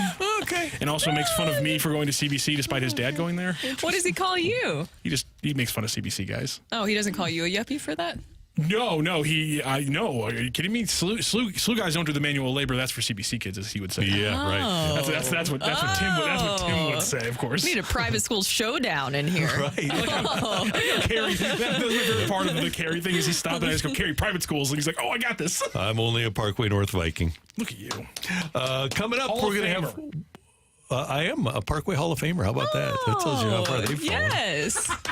No, I'm just joking. Parkway is a great school district, and I'm so thankful that they put me in their Hall of Fame. I actually told the story when I went in about how I developed. You guys know how I developed my leadership skills, and so I had to tell that story. And I told another story about how one time I went out for lunch, and I was back to back with Don Hugo, the assistant principal. Somebody said, "Did you go have lunch?" And I said, "Yeah, we went out." And I'm back to back with the assistant principal. And he says, "Carricker, you can't say that with me here." But I didn't get suspended or anything. They knew I was a good kid. No, man. I was a good kid. Coming up, what's on tap here on 101 ESPN?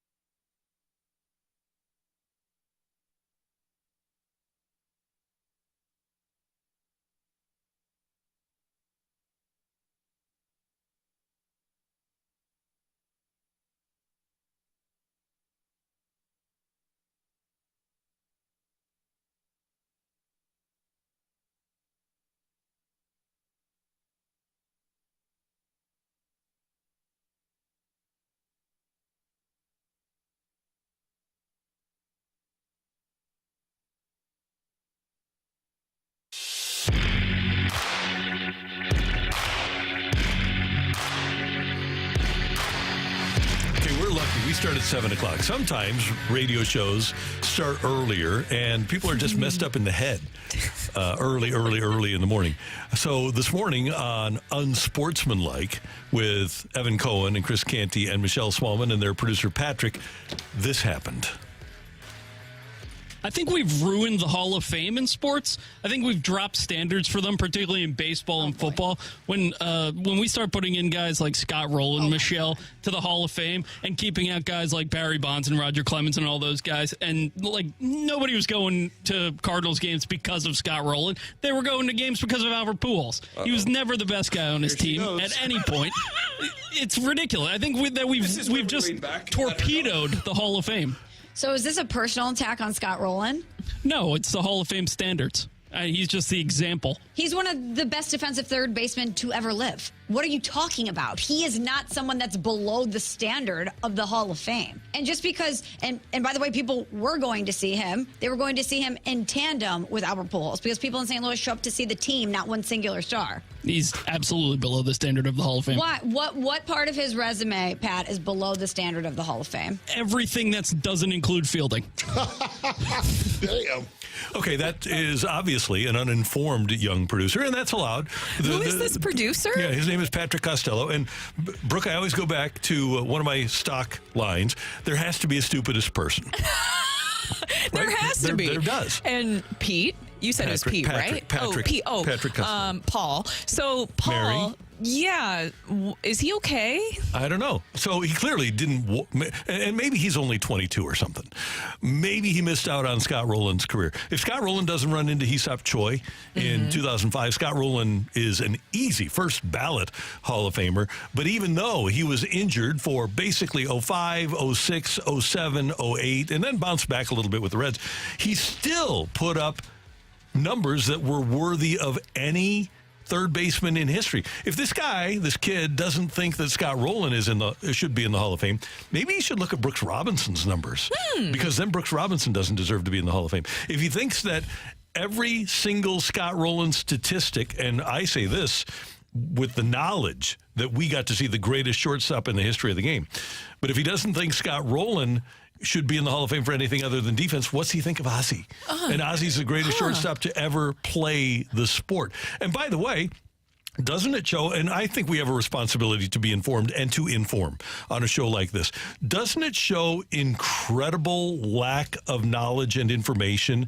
if you're comparing Scott Rowland being in the Hall of Fame to Barry Bonds not being in the Hall of Fame? Does he think that Barry Bonds isn't in the Hall of Fame because of his numbers? That is not compared, or Clemens. It's a good point. Yeah, That's weird. That is not why Barry Bonds and Roger Clemens are not in the Hall of Fame. Also, listen, Albert Pujols, a great player, obviously. But there was a little thing called the MV3. And I'm pretty sure people were showing up to Busch Stadium to watch the guys who would all finish in the top 5 of the MVP voting that season, not just the one guy. They won 105 games. They were 8-2 in the right-hand column all summer long. Is he just jealous that that basically fans had multiple amazing players to watch? Is that what this was? Yeah. And doing the comparison, I mean, I don't know. I don't know what Phillip exactly was doing. It's Phillip, right? Or Parker, Starts Preston. with a P. Yeah, something like that. Preston lost the fight. Could you just explain, maybe, paint the picture of what it was like having Scott Rowland here? Well, everybody thought before Scott Rowland got here that the best third baseman in history had been Brooks Robinson. And then Scott Rowland leaves Philadelphia. Mike Schmidt says, no. The best, and Mike Schmidt he won like 11 Gold Gloves, 10 whatever. And Mike Schmidt says, no, the best third baseman defensively in history is Scott Rowland. So he comes here.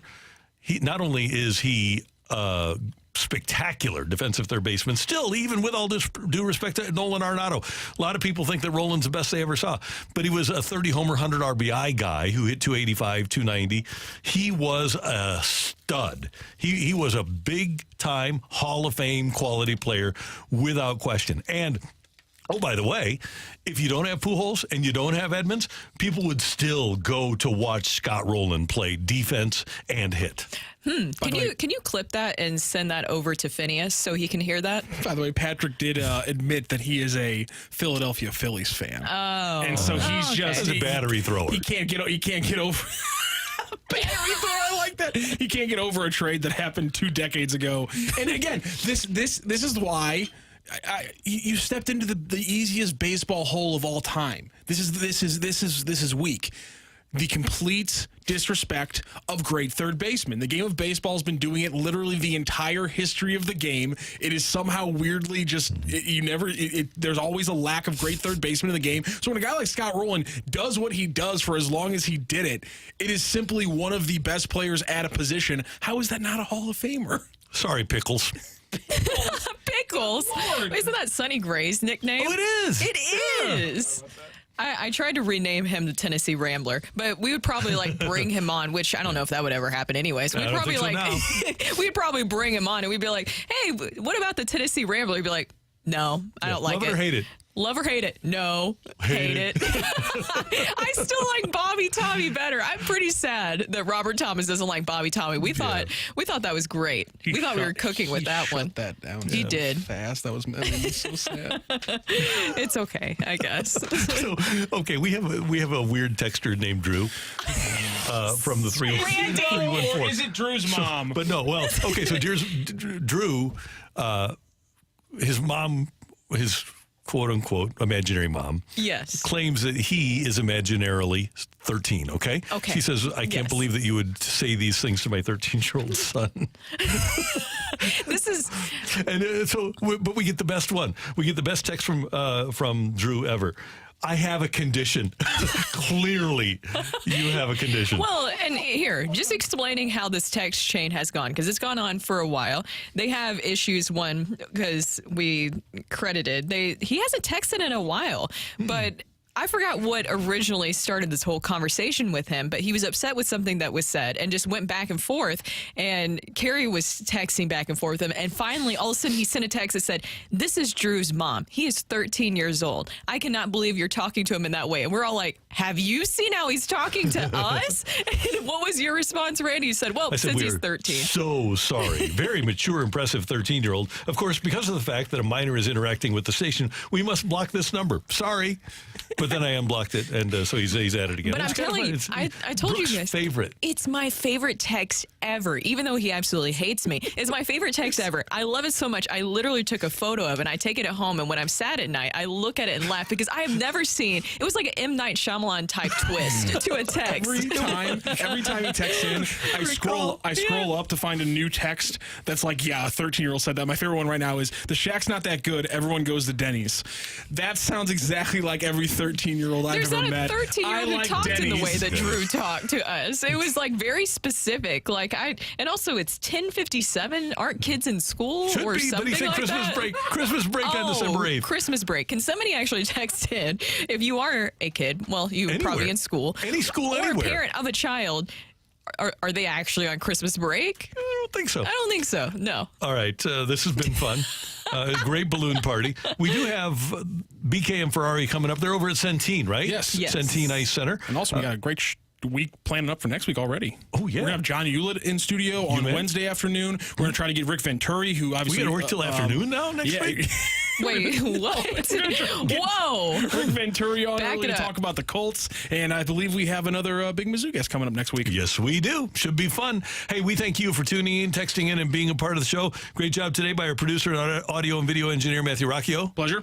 Brooke, this was fun, wasn't it? Yes, it was. How about that? How about that? For all of us until Monday morning at 7, have a great weekend, St. Louis. And now for something completely different.